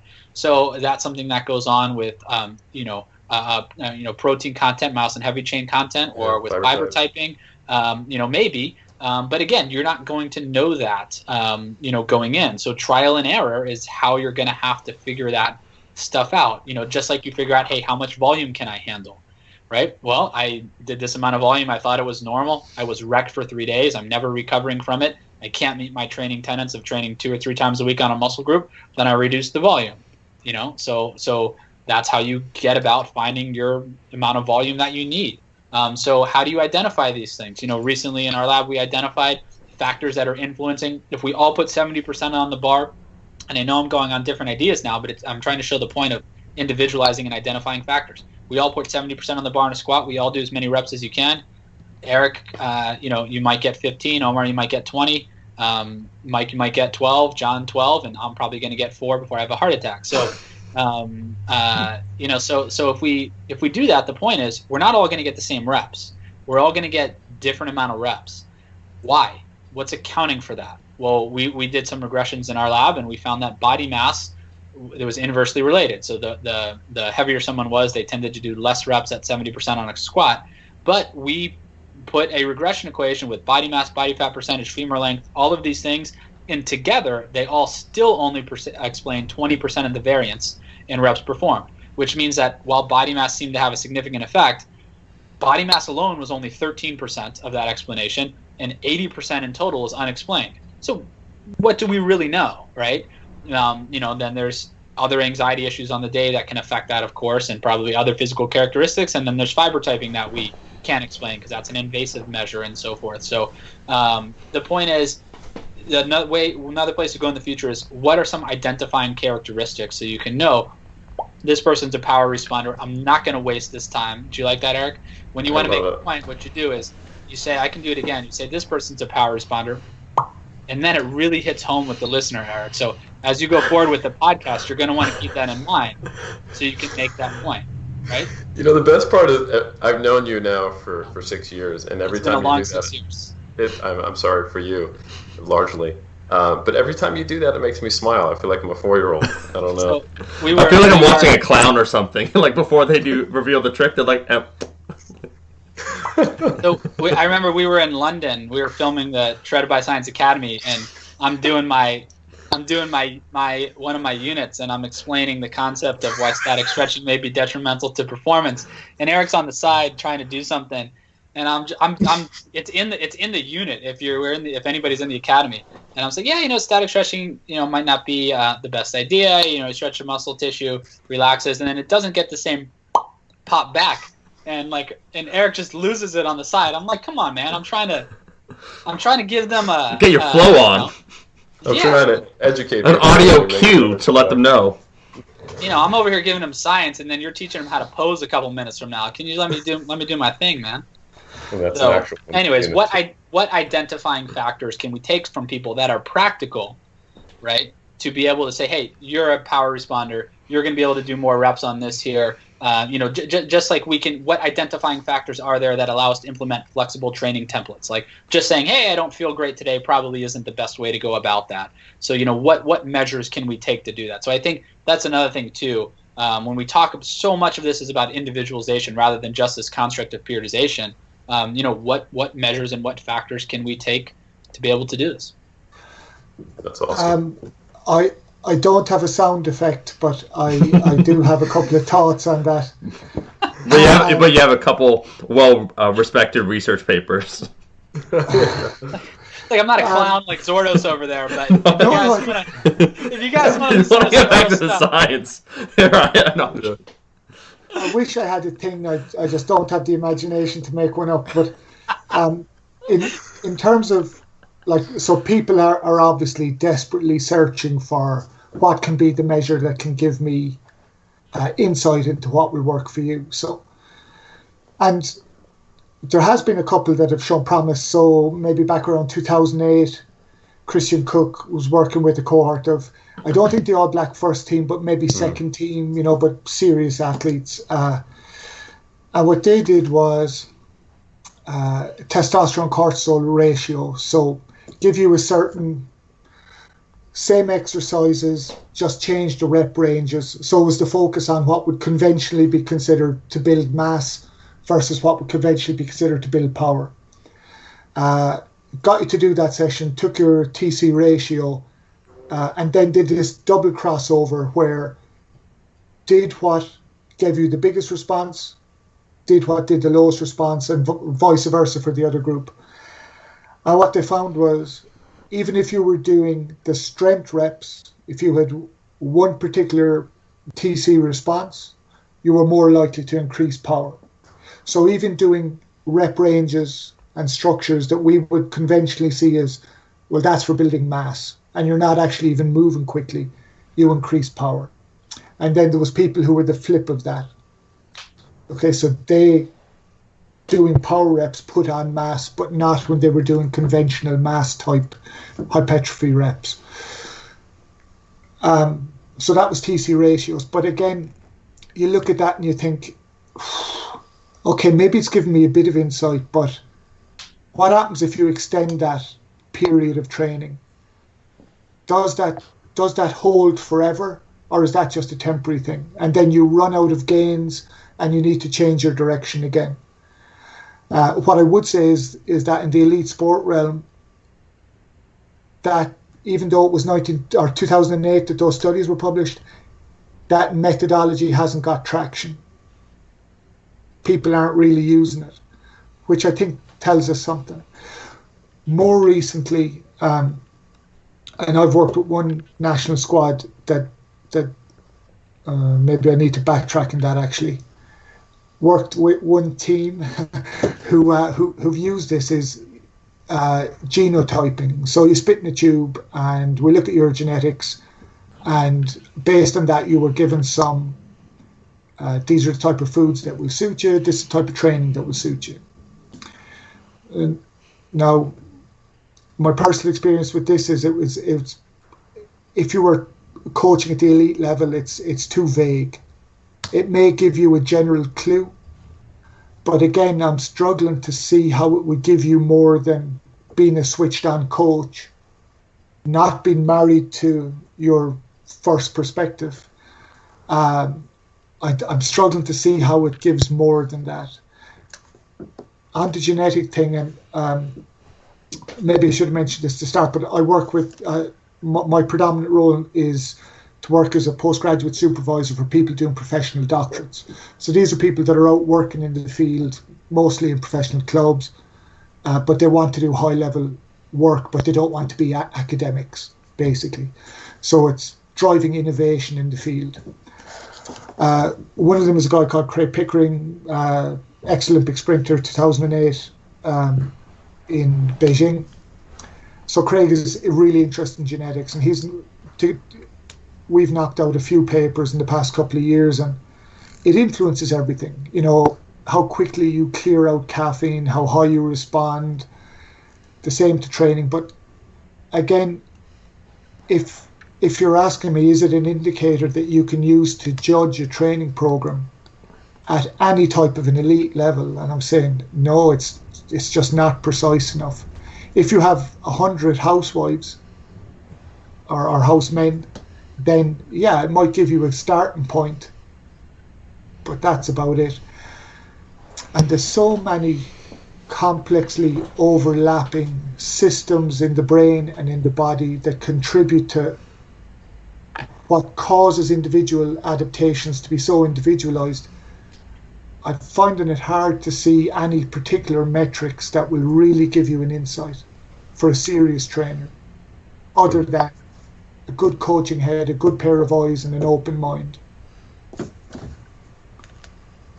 I think, there's to kind of bring all these points together that you guys have brought up and from different realms of expertise, which I think is really useful. I think there's a couple take-homes, and of course, if you guys feel like I've missed a take-home, add on afterwards. But John, I think the big lesson here is that we need to know that there is a background, like I said, a background radiation of things going on that is not in your Excel spreadsheet or on your nutrition plan.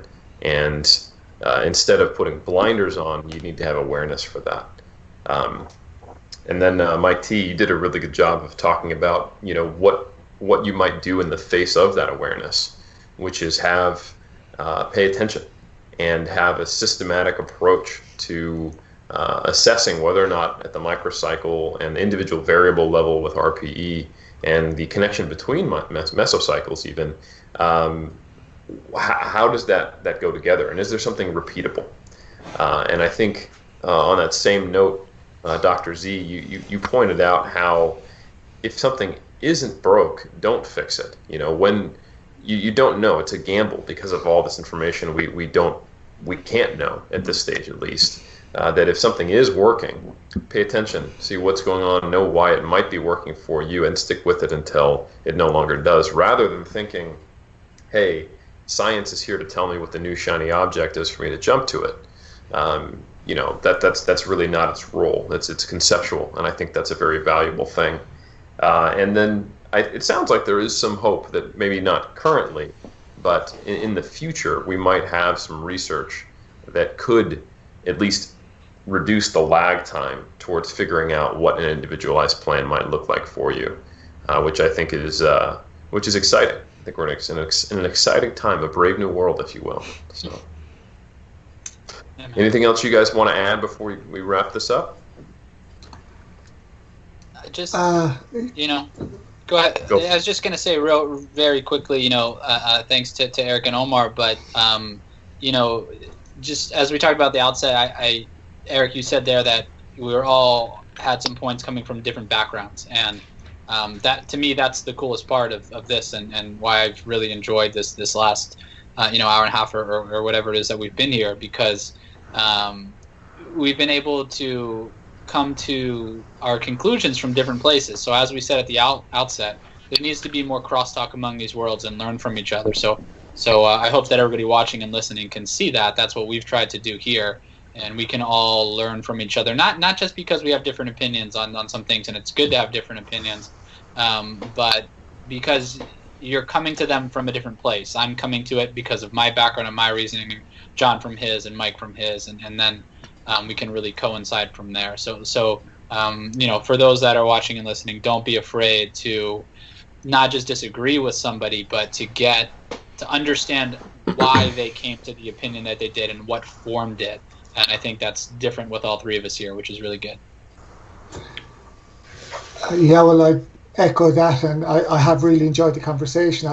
I guess the one thought I'd have to add is we're inclined to, obviously we're living in a technological age where the rate of progress in technology is improving so much, and the rate of our access to information, and it's all at our fingertips. But I think kind of coaching wisdom is a different thing. So as an example, 1960, Herb Elliott won Olympic gold medal 800 meters. His coach was an Aussie guy called Percy Cerruti. And at the time, certainly in middle distance running, the prevailing paradigm was stopwatch, coach with a pen and paper and stopwatch, and it was, this is what we do, But Percy Cerruti was encouraged a philosophy in his training group, created a culture in his training group, talked to the athletes when they came, and then said, well, decide what you want to do. Did a lot of things like, he pioneered strength training in endurance running, for example. He did a lot of cross-training type activities, but he also took time to educate his athletes in why they were doing what they were doing. And was phenomenally successful. So I kind of keep coming back to coaches in the past like him, and just reminding myself that I think we're inclined to devalue some of the wisdom from the past because we have so many shiny new toys. But I think that's a mistake, and that we lose a lot if we don't value the importance of relationships with the athlete, communications with the athlete, that bi-directional trust, faith. We're on a shared mission. We're creating a training culture here in our group. We're creating a training environment that fosters your ambitions and, you know, nurtures your hopes. And for the athlete to feel that might be way more important than what we actually put down in the spreadsheet. Anyway, that was just a thought that cropped up.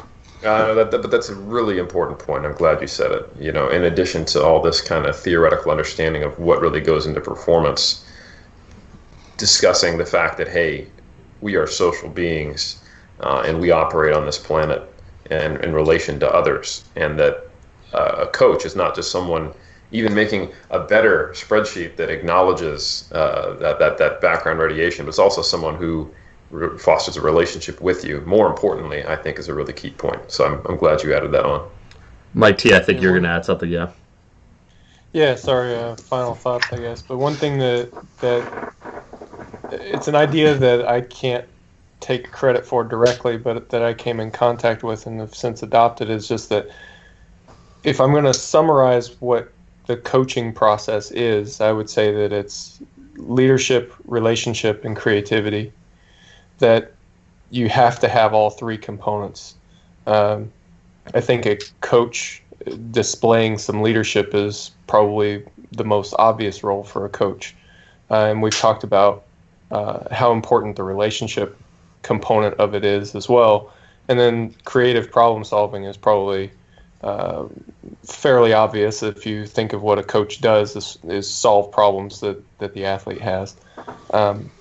But when I came in contact with this idea, I would say that the relationship aspect of my coaching was probably the weakest part of my game.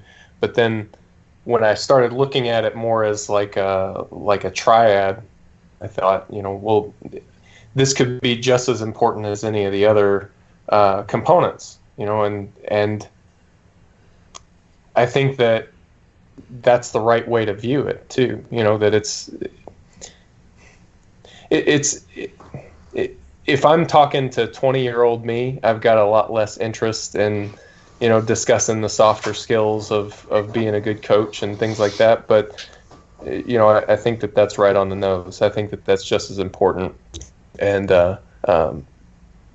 you know, worth devoting some time to getting better at.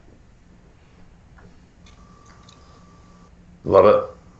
Absolutely. Oh. So I guess as a final thing we do before Omar can close us out, I would love to go around and just make sure you can give some brief information on where people can find more about you, or where you would like people to read more of your work or anything. So Dr. Zourdos, on my screen, you're in the top left, so I'm going to start with you. Sure. You know, I'm not really on social media very much, but you know, our scientific publications pop up on PubMed, Google Scholar, if you want to check those out and to see what's going on. So there's really two realms you can kind of see where I'm at. One is as part of the FAU Muscle Lab, and so if you're interested in those academic places and sources, you can see those. The original papers, if you know what ResearchGate is, we do put some stuff up there, and you can check those out. Otherwise, along with Eric, Eric and I make up 2/3 of something called Monthly Applications in Strength Sport, or MASS, with Greg Nuckols being the far more intelligent. That's not a joke, he is. A third of that. You can check us out on Greg's website, Stronger by Science, or just search Monthly Applications in Strength Sport. It's a subscription service, and so you can check that out. So that's kind of the more practical realm, if you will, and then you can see our stuff in the scientific side on those other venues. Awesome. Thank you for coming on. Mike T, where can people find you? I'm probably most active these days, social media-wise, on Instagram, but you can look for Mike Tushir. You can also look for Reactive Training Systems on Instagram and YouTube.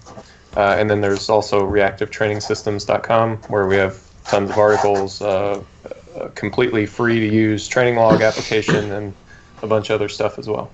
I forgot one thing, Eric. Yes. You could also find me at The Gardening Dietitian on Instagram. You can follow that account. And if you, for all of your gardening needs, you can check me out on there. So now your gardening dietitian wife will not kill you now for not mentioning her Instagram. Correct. Good husband right there. Correct. Smart man. And then lastly, John. So I'm on Twitter at SimplySportsI. I have a ResearchGate page that will have all those periodization articles, the genetic articles, and any other bits I've written. They're all freely available there if anyone is interested. Yeah, so that's pretty much me. There was one thing I would say. I didn't realise you had an association with Greg Knuckles. Really like the periodization review he did on Stronger by Science. Really good. It was phenomenal. He's absolutely the man. There's He's no a question. friend of all of ours. So I really don't know him, never met him, but really good piece of work. Are you coming out to the EPC this year by any chance? European Powerlifting Conference? No, It's in Limerick. He's like, I work with actual athletes. I'm like, oh. Yeah, it's right. Oh, Powerlifting? Come on, Eric. Yeah, Greg Knuckles, I believe, will be there, and it's going to be in Limerick. So it's in August. So something to consider. Okay, so Limerick is my hometown. Okay. This is what I'm saying. I'm like 20 miles outside it at the moment. Yeah. Okay. Buy Well, that alcohol they were talking about. Just saying. rumor has it that there is alcohol in Ireland. Yeah. I've heard that too. Mike T's in. Yeah. He's just absolutely shit faced at the end of this podcast. I just want to thank everyone for appearing on this podcast. I think this is a unique opportunity for all the listeners to gain different perspectives. For those hoping to get the be-all, end-all answer, we gotcha. You walked in hoping for a magic bullet. Instead, you got some philosophical questions to ask yourself, things to discover. I want to thank each of our guests for being on.